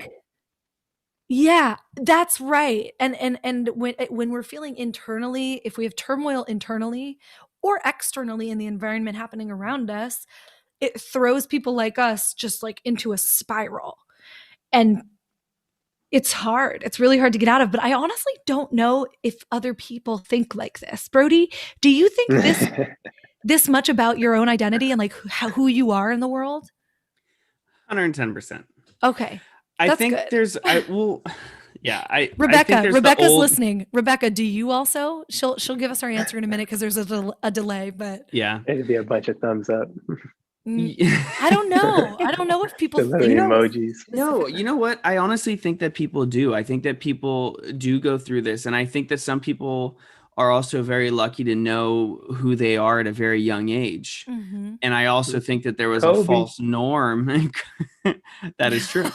There's also like a false norm as like children, who grew up in the 2 decades, if not longer ago, who you're set on this path. I mean, it's actually during our hike today, one of my ER docs said that, he has 4 siblings, and the parents basically, and this was a common thing when he was growing up for families, and it was, they picked the one kid that they thought would be most successful to pay for college and send them off to go to college.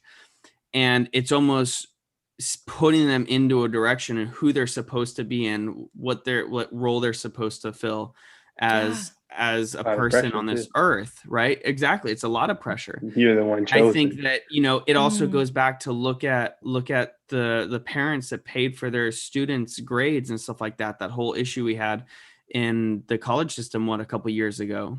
And those kids, I should say, or people are being set to fulfill their parents' identities and not their own.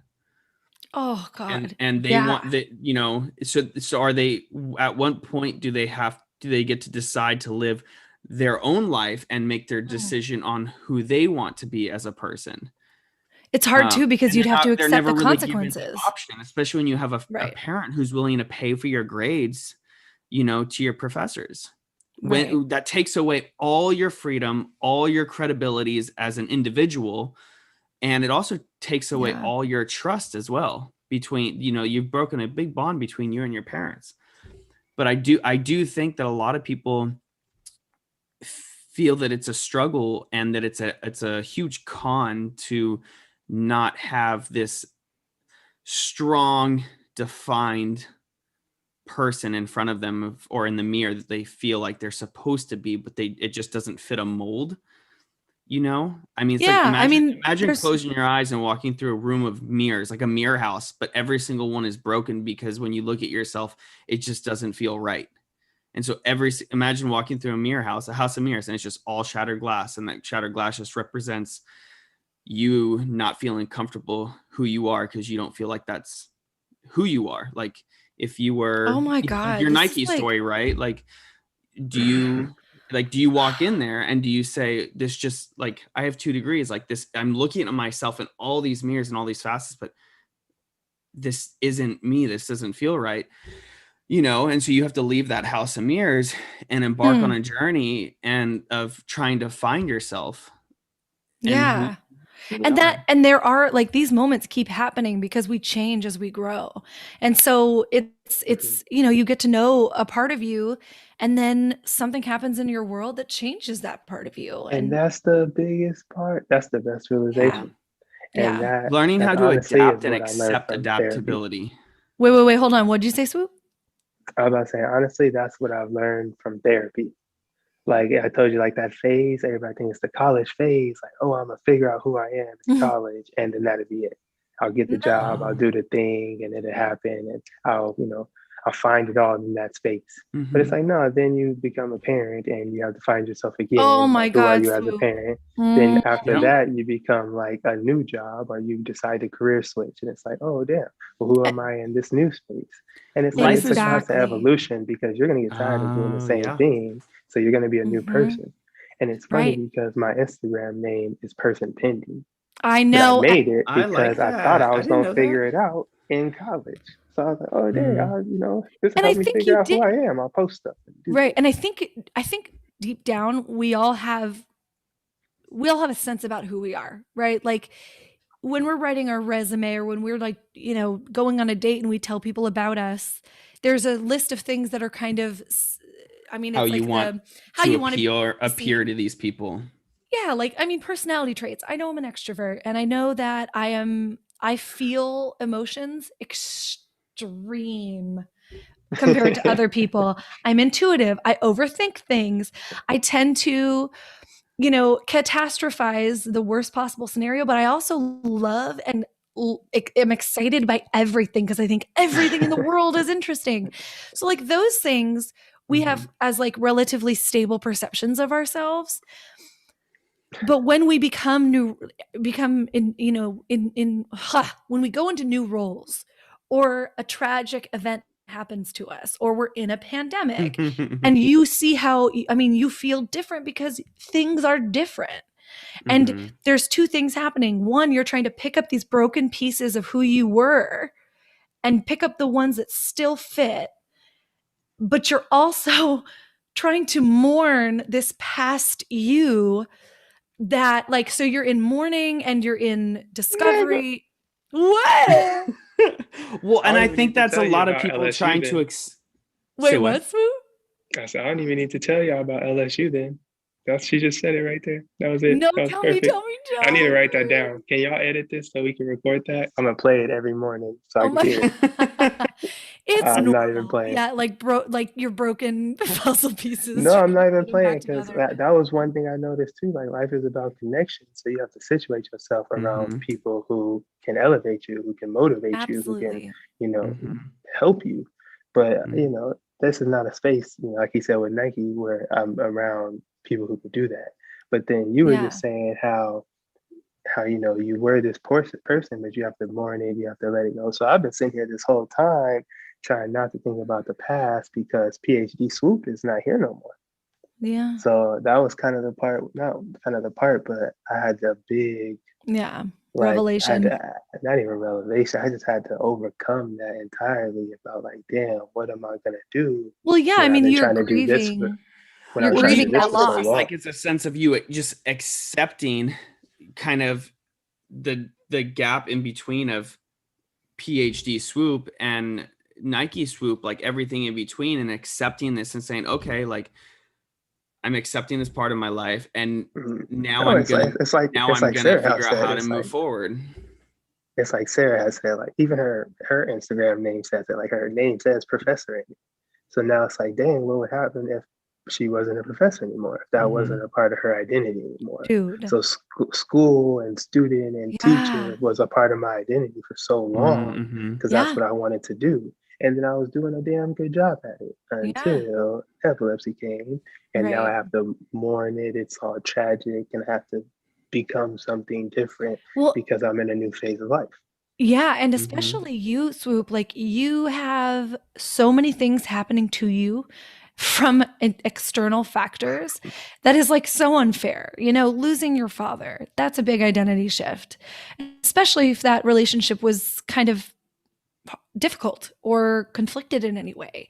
And then injuring yourself and not being that runner anymore. And like that is another identity shift. That was a big one. And I gotta say, like, this How is a did you normal overcome thing. that? I'm curious. Wait, Brody, I didn't get to finish. No, go for it. Sorry. You let me finish my question. Just real quick. But there is a sense of like whenever we come to a place where we've accomplished a goal, we mourn that like identity part of us because it's over now and we've reached that goal. And now the next thing is like, now what? If I'm not a student, who am I? If I'm not a single person dating, who am I? Like, and then when you're in a relationship, like with Nari, you guys are doing long distance. That's a whole nother level of now my identity is shifted to someone who has to really work at a relationship in a bigger, more intense way than when we were living in the same town. Like all of that, it's a lot. It's a lot of shifting, and you will find yourself again. And there will be moments where you're like, I feel so great with where I'm at and who I feel like I am. And then there will be changes. But I think for certain people like us that are very intuitive and think a lot, it tends to throw us into a spiral rather than just, I think what other people may do, which is like, oh, I feel like a little different. Let me just kind of write it out and see how it goes. You know what I mean?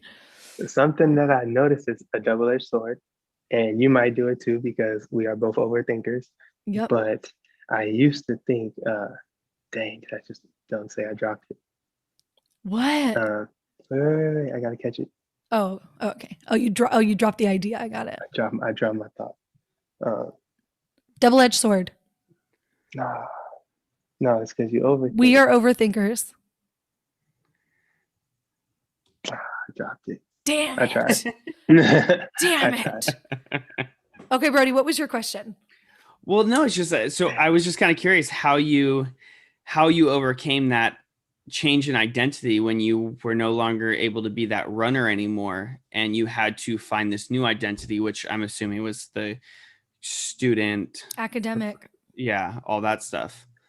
In that moment, and not even holistically, because I just realized it again recently, but I am the type of person who has to have a goal. I have to have a goal. I have to have something to work towards, to put my effort into, to give 110% to. Because otherwise we feel aimless. And if I don't have that thing, I get all types of bad. So so that's what I realized with with that phase. Because when I wasn't a runner, that was my identity, but my identity was kind of like athlete. So I just needed to be active again. So that's that's kind of how I gravitated towards performance ensemble, because I could sit in the class, but then there was an extracurricular thing I could help co-direct, and then it gave me up and moving again. It gave me a team environment again. It gave me those kind of things that I needed from. Yeah, it's having a purpose, right? I mean, right now, I know for me, being a mom of two, I thought that was going to be enough purpose. But I mean, I have to be honest, it's not enough purpose for what I want in life, right? Like I want to be able to help people in some way. And so without that purpose, I'm kind of aimless and it hits on your identity. But what the cool thing is that you just said is that really answered Brody's question, which is you got over, so to speak, but you dealt with that transition in identity by recognizing a core part of your identity that won't change easily, which is you are a goal-oriented person. I had school and a compliment, and the school and the compliment was what I needed to keep me motivated, to keep me academically satisfied, as well as extra. Because if I didn't do the extracurricular thing, I would have to get a job or something else. But then I was doing school and track, and I had that team environment, that whole kind of holistic family kind of, and then it gave me activity. And then I did the same thing with the master's degree, but then I had school, and then now I had the same type of environment. I had the family, and then we would travel on top of that, which I was used to traveling anyway.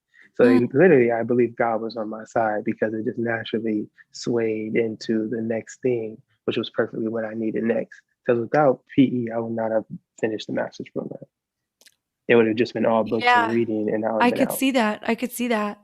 I mean, you definitely are a creative person that you're so good at performance, and like the words that you write are like they always get right to my soul. Your poem is like really, your poem is a real prime example of that one. Seriously. Honestly, I am trying to tap more into it, because I've lost like I said, I've changed as a person since then, but I noticed I do probably still need to write. Like I don't express myself at all anymore like I used to. And writing is one of those things that therapists say helps you find your identity. Sorry, Swoop, go ahead.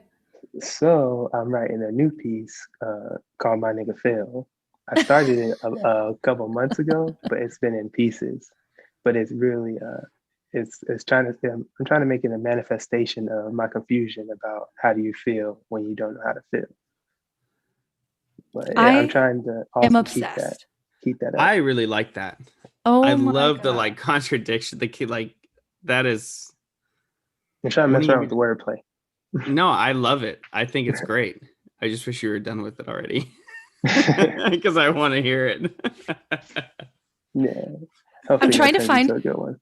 Okay, Swoop. I really now. Okay, see, when poets get on here, now I want to. Oh, do you need to go? No, that's my nephew. He asked me if I was done. Hi, nephew. There's like, I've been writing a lot of poetry recently. about this like identity loss. And I just think it's incredible. It's a really great way to try to find yourself again, or at least the new you, because you're not gone in those moments when you're questioning your identity. You're just recalibrating, is how I like to say it. But that's a really good way to put it. Yeah, we recalibrate. Wait, can I read you it, Swoop? Like old times? Read you? Oh, you have one? I want to read one that I wrote. Yeah. About identity. What? Okay, Swoop, this is like old times. Okay, are you ready? Are you ready? Oh, I'm not giving feedback live though. That's gonna be too much pressure. I know, right? No, that's okay. So this is just called Who Am I? Because I am not good at titles. Words I ask time and again. I rarely not know who I am. Hello, I'm Sarah, creative and caring, romantic and artist, and mostly daring. I love to travel, take pictures, and sing, crafting, sculpting, anything. I have a big heart, often give more than I get. I'm an empath, a dreamer, and wait, I forget. Is that really who I am? I can't see through the fog I'm in. Have I lost my sense of wonder? Did becoming a mother make me start over? Through thick, foggy eyes, I see that their every breath relies on me. If all I am is to give and give, where does the Sarah I knew now live? I can feel her presence here and there, but her echo grows fainter the more I care. OCD, depression, anxiety spiral higher, and the Sarah I knew, was she a liar? Was I ever independent, strong, and alive? Was I confident, assured, and did I constantly strive for better, bolder, bigger things? Or is this stasis what motherhood brings? I didn't know I'd feel like this, empty yet whole, healthy yet ill, broken yet stitched together by sheer force of will. Being a mom wasn't what I imagined. It was something I thought I had always wanted. Now it's happened. So it's kind of mother related, but like identity. Oh, that was better than mine. I like that cliffhanger. I like that cliffhanger for sure. See, I'm not even supposed to be giving feedback. My bad. Yeah, I love it. This is how we roll. This is how we do this. I just liked watching Swoop's reaction the whole time. This is why Swoop and I were like the best audience for each other. And then the questioning too. I love questioning yourself. And oh my God, just all the time. But so Swoop, I was watching today the performance that I did at that same festival. You have it? The body one, this body? Yeah. Where's it at? It's on YouTube. It's private, just because like I'm half naked in it. And my students started finding it. I had a student walk up to me going, "Hey, you were fat in that video, but you've lost so much weight. What's your secret?" I'm like, "Fuck you, dude. Come on. And now after having 2 kids, I look at that video and I'm like, damn, I looked okay. You're like, I hate to see what they think of me now. Oh my God, seriously? With the racing stripes all over. Anyway, but the whole point is that it swips. Okay, wait, is that a different thing? I'm talking about stretch marks. No, I know. Yeah, no, we know. Okay, great. But listen, so Swoop is always like the best person in the audience because he can't like contain himself. And I'm the same way. Like if you hear something that you like, we'll be like, and for people who are listening to this podcast, that was me exclaiming with like no sound. But so it pans over to the audience after I was done with my performance, and you're just going like, it's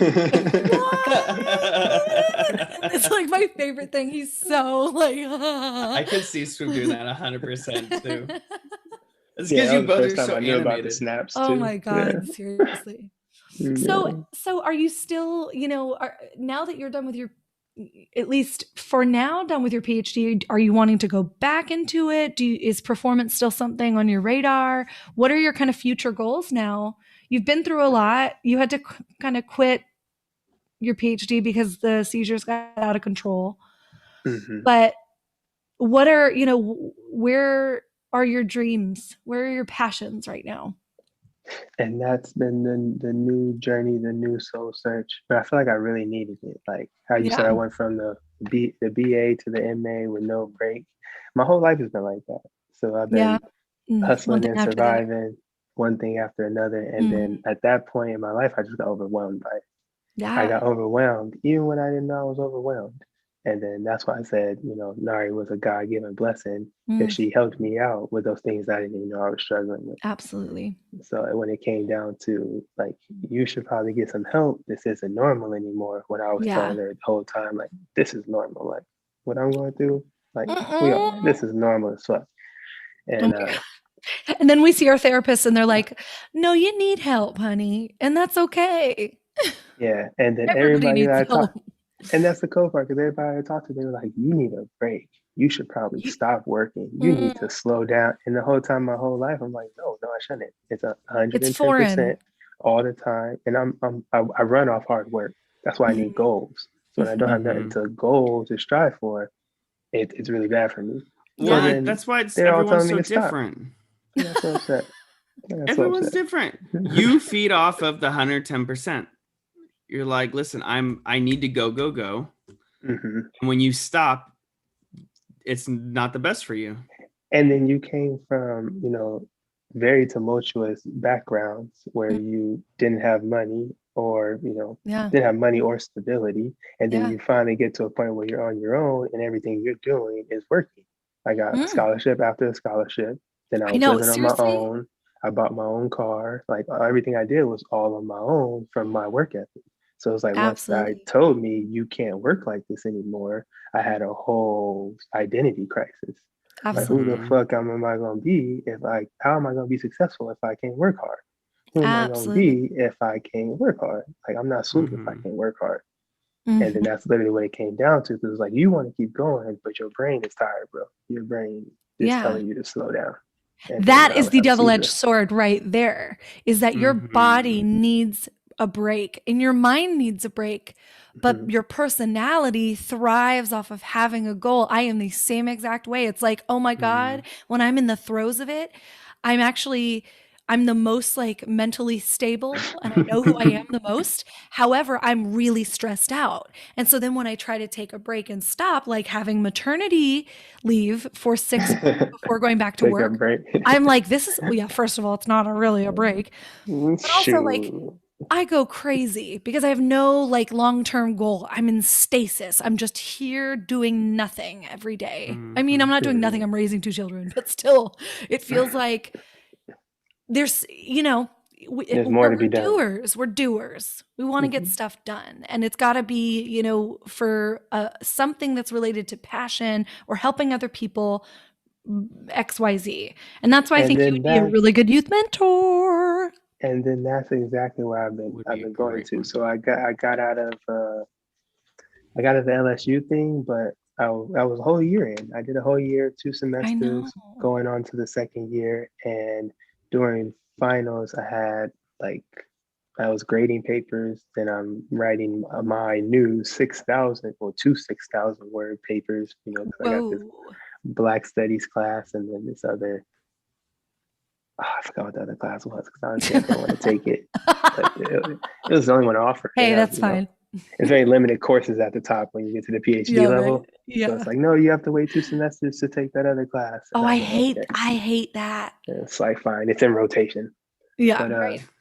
But that made me realize that, because after that, I realized that I can't handle the classroom. I can't handle not the classroom itself, but I can't take work home with me. So that made me learn something new about my new identity. My brain can no longer handle homework. So that's what would happen. I would go home, I would grade papers, I would write papers. And just like in the master's program, I would go home, read, write, and then stress my brain out, work it to exhaustion because I only work to 120%. Yep. And then I would finally go to sleep.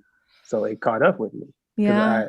Turns out I had epilepsy my whole life, but it never activated it was onset when I became in the master's program.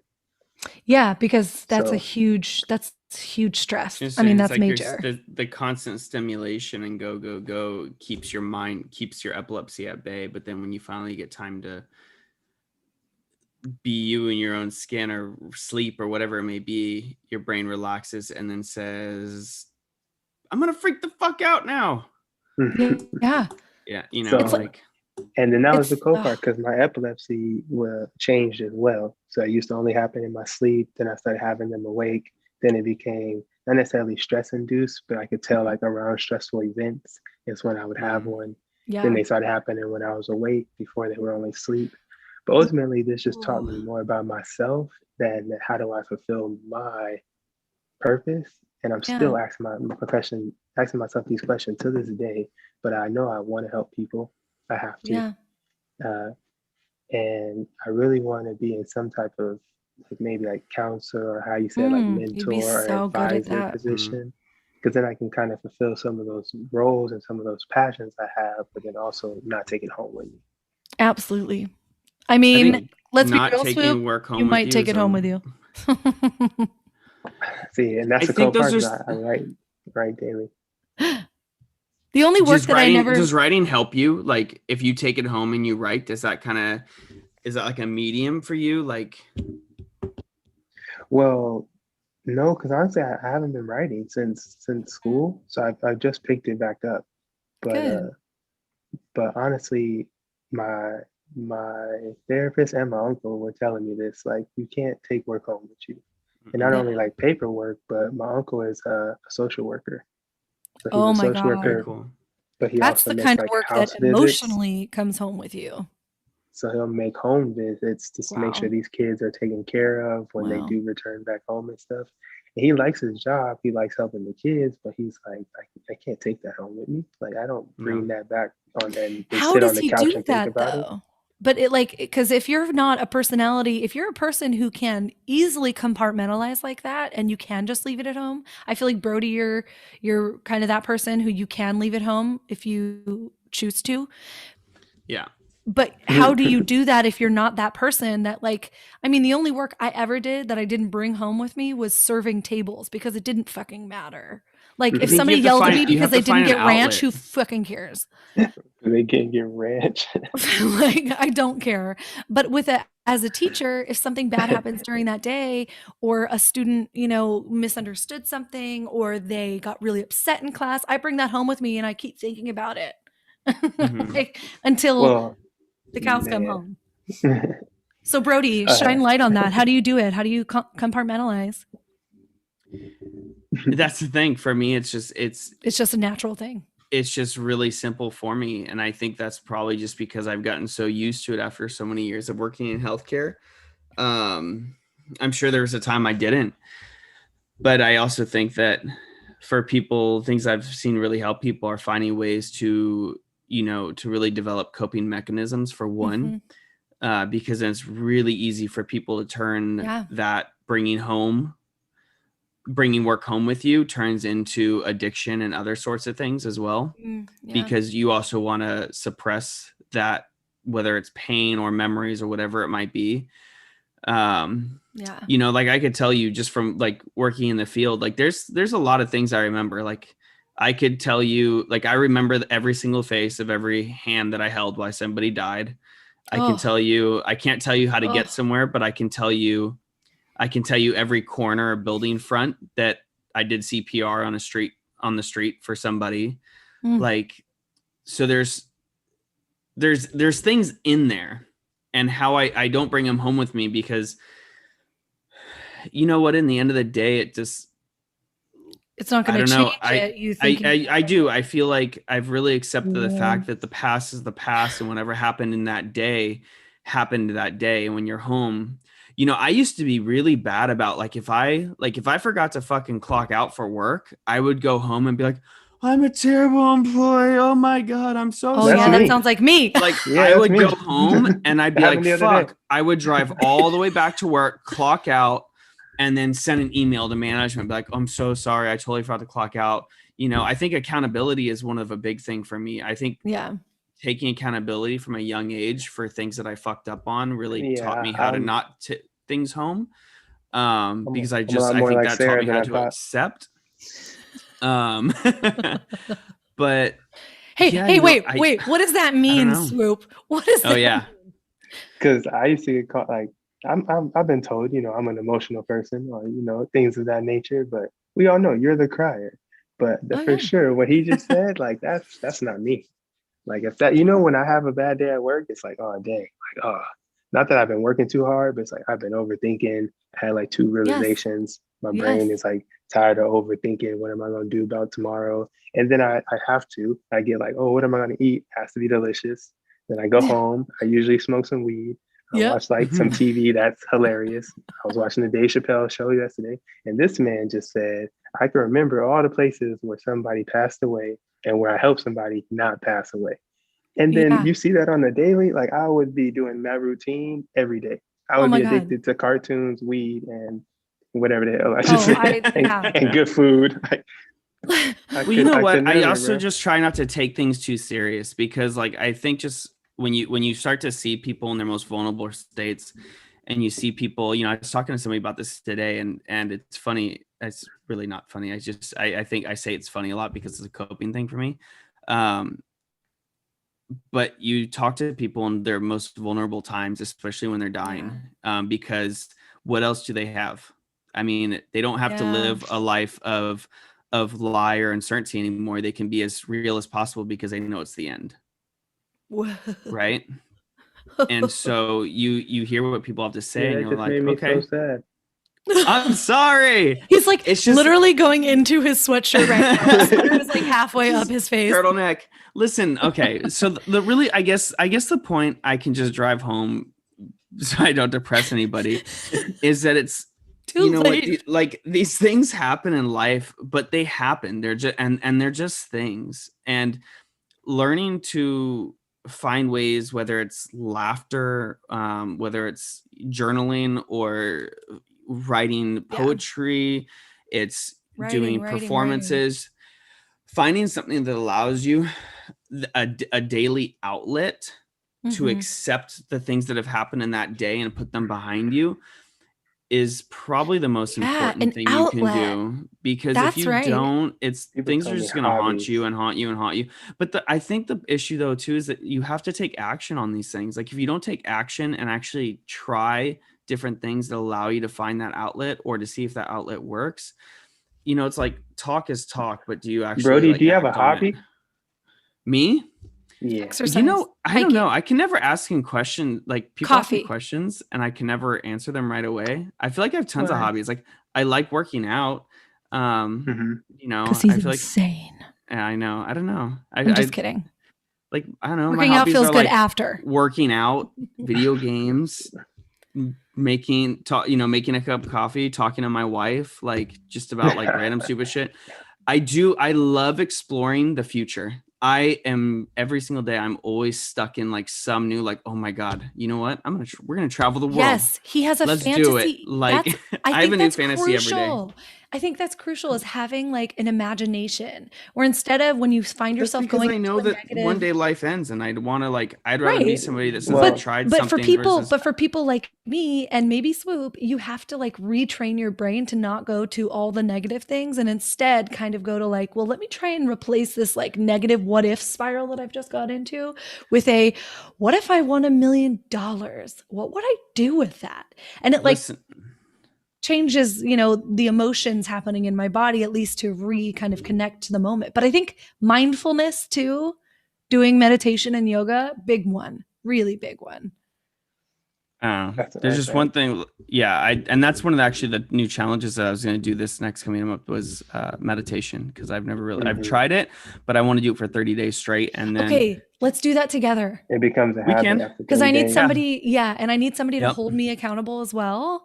So doing it together as like a 30-day yoga challenge where we have to do at least like, a 15-minute, 30-minute yoga routine in the morning or whatever. So look, accountability text. I think they have I think it's on the Headspace app.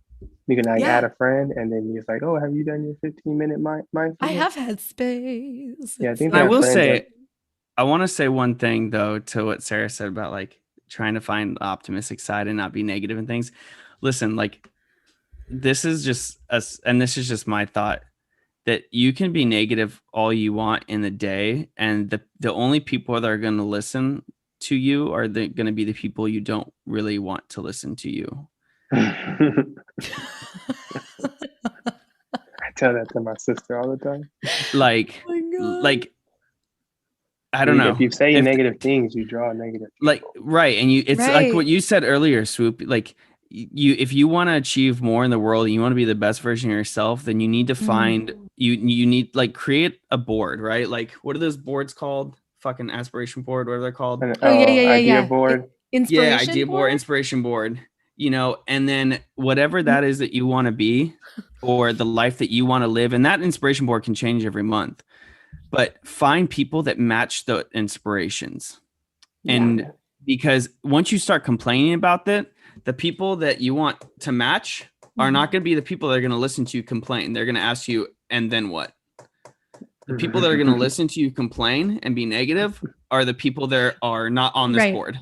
But which is not to say that you can't like get shit off your chest and talk about the negatives and like really talk it through. And that's where finding your outlet, I think, is really important. Finding ways to your coping mechanisms. And I will say, Brody, I like to pick people's brains. I love that. That's why this whole podcast is great, because it's picking people's brains and getting to see what works for them and how they've grown into their skins and overcome their struggles and their all that, you know. I don't know, there's tons of words and shit. There's a lot of words. And listen, I would love to take this podcast around the world when the world opens and literally talk to people in fucking like Sardinia and the Middle East and all these other countries. That was the most random country, and I'm loving it's because I can't even spell Sardinia. Neither can I. It's Sardinia. Sardinia. Can you use it in a sentence? No, asshole, just spell it. Sardinia. S-A-R-D-I-N-A. I don't know. Fuck. But no, when you pick people's brains, they're like, no, because we don't know how to use Sardinia in a sentence. You need a hobby. Yeah, you do need a hobby. People. So I was talking to one of my sister's friends. She's a mother and she paints. So she has like a corner of her house that's dedicated to painting. See, that's my outlet too. But how does she have the time? Does somebody watch her kids for her when she does it? My same uncle that I asked about the business stuff, he works on cars. But he works on cars, then he bought like 2 jet skis, and now he works on the jet skis and he goes and rides sometimes. But I grew up in a mechanic family. So my mom and we used to like, put cars back together and stuff too.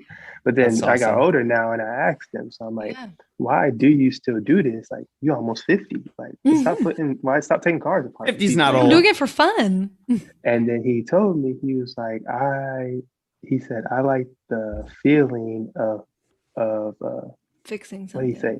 He said of making something better than what it was, something to that effect. Oh my God. Like your uncle is the most like amazing person. He's one of the most hood niggas you ever meet. But he has wisdom in there. So I was like, I need to start asking this nigga more questions more often. But he said that he was like, I like the way it feels like. He said, bring things back to life. That's what he said. Oh my God. So he was like, yeah, he takes broke things and brings them back to life.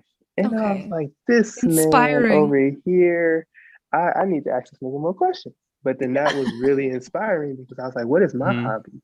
Like, what is my feeling of doing that? So when I do have a long day at work or something frustrating, I can go do my hobby, boil down, cool off, come back to center, whatever you want to call it, and then go back to the world. Yeah. But then when I started asking different people that, I got a lot of, cool different responses. But that one hit me. And I was like, I need a hobby. So whether my hobby is going to be writing poetry, that's kind of why I started writing again. So I was like, I do like to write. Let me try to bring that back a little bit.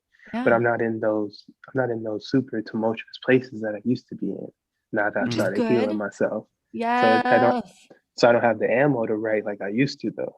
I totally get you. I only write in my journals when shit's hitting the fan. Yeah. When I'm all the best rappers and artists and stuff, they write about, they feelings. Yeah. So it's like when everything's feeling good, you really don't have that much to write about. But I when know, shit's because in the fan, you're in it. it's like because you're in it, Swoop. Then I gotta bring up all these feelings and shit. Yeah, I know. Yeah. But you know what? This is why Brody and I are doing this podcast. We started a coffee company and then are now doing this podcast because this was our outlet. And I started a podcast about parenthood and motherhood and stuff too. So like that has become my like outlet, the way that I can talk about the things happening around us and also talk to other people, because that's a big thing that I'm missing. I'm an extrovert. I want to see and talk to people, and I haven't seen people since March last year. Like my dad still hasn't, I know I say this all the time, my dad still hasn't held my baby, like, and he's 7 months old now, almost 8 months. So So this pandemic has added just another layer to everyone's mental health journey, and then, just fuck think of it, this. and I'm done. This is a nugget. This is a true nugget. I thought about this earlier, but then I'm like, shit. Now I'm finally an adult.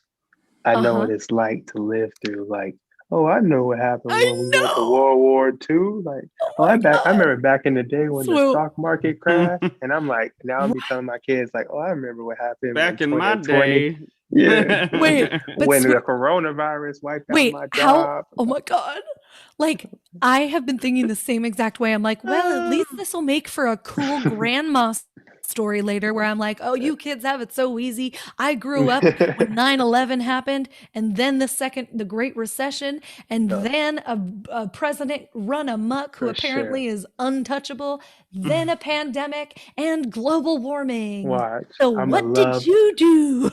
I'm gonna love to motivate my grandkids to go to college and be like, you could have got your PhD, but coronavirus took mine away. Y'all should go get yours. Oh my God, yes. They're gonna be like, this is the equivalent. Grandpa Swoop, I already went to college on Mars and came back. Like, oh, well, that shit just happened. You guys, this is the equivalent of our grandparents going, well, I had to walk uphill both ways to school in the snow. Yeah, in the snow. Barefoot both ways. In the snowstorm. How the hell is that shit uphill both ways? Well, I guess exactly. Yeah. Your school's at the bottom of a fucking canyon at a ravine. Okay, so can you take us out with one more poem?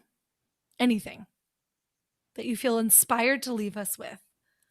Actually, before you read one more poem, yes, I didn't think we put this on the thing, but just something that you can leave the listeners with, and people who might find your story, what's the word?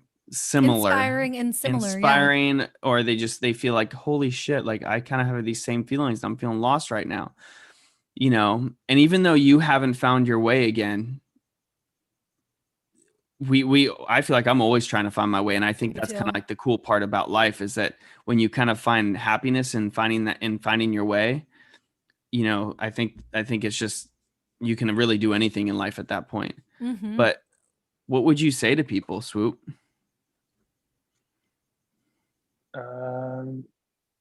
Honestly, yeah, smoke weed. Yeah, that's my new thing. That's my new thing. It's it calms me down. Smoke weed every day. Just during the pandemic, at least. Afro Man. Afro Is Afro Man? Is Afro Man? Yeah, Afro Man, right? Okay, cool. I'm not that old. Nah, there's a couple. You are kind of old. Simmer down. But I would say, find ways to re-energize. Yeah, I like that. That would be my. So everybody has bad days. Everybody has down moments. Yeah. Everybody may not be depressed, but everybody gets depressed. Yeah. Mm-hmm. So maybe everybody may not be like an anxious person, but everybody gets some anxieties. Yeah. Mm-hmm. And then, like we said, that one thing about like finding hobbies, like those are ways to re-energize and then get back to those things that are hard. I love that. Nari and I talk about it now, but it's like, back to adulting. And adulting is just like one word to summarize all those responsibilities that you have to do that you really just don't want to do. Mm-hmm. So sometimes it could be like, I have to cook and make dinner or I'll be hungry tomorrow. That's adulting. Oh damn, I have to wash dishes and clean my house because I don't want to live in filth. That's adulting. But then you have to find something else. See, but then you gotta find something else that brings you back. Like, shit, well. Like a glass of wine with your partner at the end of the day, watching a really good show. That's the jam. See, I like to go to the gym. I like to smoke my weeds. I always put shh in front of S's. That's plural. That's multiple weeds. So, that's different. Different colonies of weeds. So now my baby's crying. No. Do you want to leave us with a little bit of your writing? I kind of do have one, yeah. Okay. Yeah, do it. Because I want to hear it. Honestly. I'm going to mute myself so you can't hear the baby crying really loudly. Oh, don't. Let me see where it's at first. Because honestly, I'm trying to perform at this open mic this weekend on Friday. Say what? Okay, also hold on. So, Why is there a place open for people to be in during the midst of the pandemic? Vegas. Vegas. Vegas. I think it's called. Oh yeah, listeners, he's in Vegas right now. That's where he's living. No, I am in Vegas. This one is even shorter, but it is. This one's I literally picked it because it is so short. I don't know when this one was from, but I think it was when I was in my bachelor's degree, or maybe before. Okay. But this is when I was still living in those cultural norms of real men don't cry. So then I'm stuck in this conflict because you're a person, you have to cry, and then what happens when you do cry? You're not a man then, and it would challenge my identity a lot of times, and I didn't like it. So I love that. This is one of the ones I wrote, and I named it after the fact, but I think it's called I Gaze. But it says, the night is dark and the moon is bright as I sit gazing. I'm looking at the moon, its crescent shape, its celestial figure, how it fights the darkest nights just to bring others light. I'm looking at the moon, but I'm gazing at my feelings. They dance like fireflies in the night sky. I gaze, familiar yet foreign, strange yet intriguing, manipulative yet honest, mesmerized, I gaze, confused, I gaze, angry, I gaze, alone, I gaze, sadly, I cry, I cry, I cry. I sit late nights on the curb and I cry. I stop fighting the tears, so now they flow. They flow like a river that's connected to my soul. I'm mesmerized how they move so slow. I can count all the times I've cried on one hand. That quote used to make me feel like the man. Now I cry so much I feel the tears in slow motion. Sometimes it's relaxing, like when you hear the ocean. Sitting on the curb, but looking at the river. Wiping my tears, hoping to see my feelings clear. The first tear falls and I'm confused as always. And that's it. Are you fucking kidding me? That's incredibly beautiful. That's what. Okay, And you need to keep writing. That. You really have to keep writing, that. Swoop. It's just like all your shit is so amazing and so from the heart and so. Swoop, will you join our reading of words? Oh yeah, he's already gonna our reading of words night. Yeah, because we're not gonna call it poetry. We're calling it reading of words. We're doing spoken word night. And I was gonna call it reading knows of words. about it. Okay. Reading of words. Swoop already knows about it. He's already. It just sounds more ridiculous, and So I can't be serious about anything. So William and Casey are going to join as well. Oh yeah, I was going to ask about how their podcast sessions went. Oh, they haven't done theirs yet. Oh no! Mm-mm. Oh snap! I'm the first. Yeah. how you move so clean, bro? I know, seriously. Like I feel like I'm just gonna go. Oh shit! What happened? Dude, Swoop, you are seriously amazing, man. And like, appreciate that, man. And you know, it's like, it's funny. You have this such calm, collective demeanor and like tone to your voice that can make any angels swoon. No, angels will always any hood man cry, and me. Or Sarah. Well, that's I mean, if I killed an ant, you'd cry. No, they suck. I love you. I hate them. Oh, okay. Well, then we'll kill them all. Anyway, yes. But Swoop, that was you know what, man? Like, that. You seriously are just like you're a diamond in the rough, and I just want to thank you, dude, for you being you and being honest with that journey, exactly. The struggle of identifying who we are and that we change and we grow, and like this journey is never complete. Appreciate that. So and your words though, like for real about and I know we'll end this, but your words about just not just being a black man, but being a man and all this other stuff, like, and how vulnerability and crying, like those two poems you wrote are just like, there's so many levels and depths to them, I feel like. And if there's one thing, and I don't know, I know you're writing more and stuff like that, but if you could really teach people about something or do something to help people, like I could seriously see you helping especially like men who feel stuck and can't express themselves, and learn to open up and be vulnerable and find themselves and to grow personally. Like there's so much about you, dude, and your writing that just really shows inspiration and showing people to be themselves. Appreciate that, man. No, dude, thank you. I appreciate it. I feel like that's gonna be a realization tomorrow. I'm like, what Brody said. Dude, seriously, a life of service is a life well lived, and trust me, you're gonna change a lot of lives if you keep doing what you're doing. If you embrace this writing, you really will, man. Like seriously. So Sarah gives her baby whiskey because that thing looks drunk as shit. He always looks high. It's not my fault. He has hooded eyes like Michael, and so he always looks super Milo. high. Milo. Yeah. He ain't crying no more though. Big chilling. I know. He is big as hell now. Aww. His breath smells like fish. Ugh. Ew. Did you check your milk lately? He has issues. Moms would know. He has issues. Is your milk soured? Okay, no, I don't breastfeed. Okay. Oh, that's right. I was about to say, I'm not going there. Don't worry, I have no filter. It comes out, she can just edit it. Yeah, I have no filter and no shame. Oh, wait, we're live. That's right. So I'm about to say, yeah, y'all threw me off with the live one. Y'all know I don't get on Instagrams or the tweets or the Zooms. I don't know. We threw ourselves off with the live one. Sarah clicked it and it was like, all right, this is happening. Yeah, I didn't really know what was going to happen, but here it is. Oh my God, he's so cute, you guys. Look at squidgy.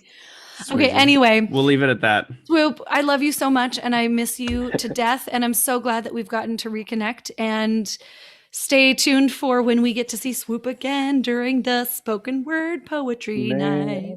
Reading of words. Stay tuned for the end of COVID when I come to visit again. Oh my God, we have a guest room. I'm in it right now. You can right now. You and Nari, you can stay here. I know Nari. What? Nari is dying. Side note, she might come. Well, she is coming to visit, but we might try to rent a car. So if we rent a car, I don't know who wants to be COVID. Hey. I got my vaccine. I'll kick it with you. He loves that. He's super excited. Right? We still got to talk it over, but yeah. Okay, keep me posted. And then Brody, do you want to do, thank you audience for listening. You're so funny. Thanks, as audience. Sarah said, thanks everybody for listening and tuning in to our very first live. It was all over the place and super long. We don't apologize because that's just how it is. And it was amazing. We prefer it that way. So subscribe, follow, share, hit the like button. Sorry, smash the like button. And tweet. If you guys can't twatter, leave a review. Like I said, it really helps us grow and all that good stuff. But biggest thing, just, go follow this beautiful man right here, even though he's not on social. Yeah, you're really not on social media. But I just got anybody hears his follow accolades? us and listen to his story. Yeah, hey, any people who have a great position for Swoop, he is available. He's an amazing human being. And he's 6'3", so if you can't reach anything on the top shelf, he's got you. I'm out here trying to work hard. You are. Anyway, I love you. Thank you for being here. And I love you both. And all right, much love. Thanks for inviting me though. Much love. Man. The podcast. I don't know what happens if I stop recording. It stops for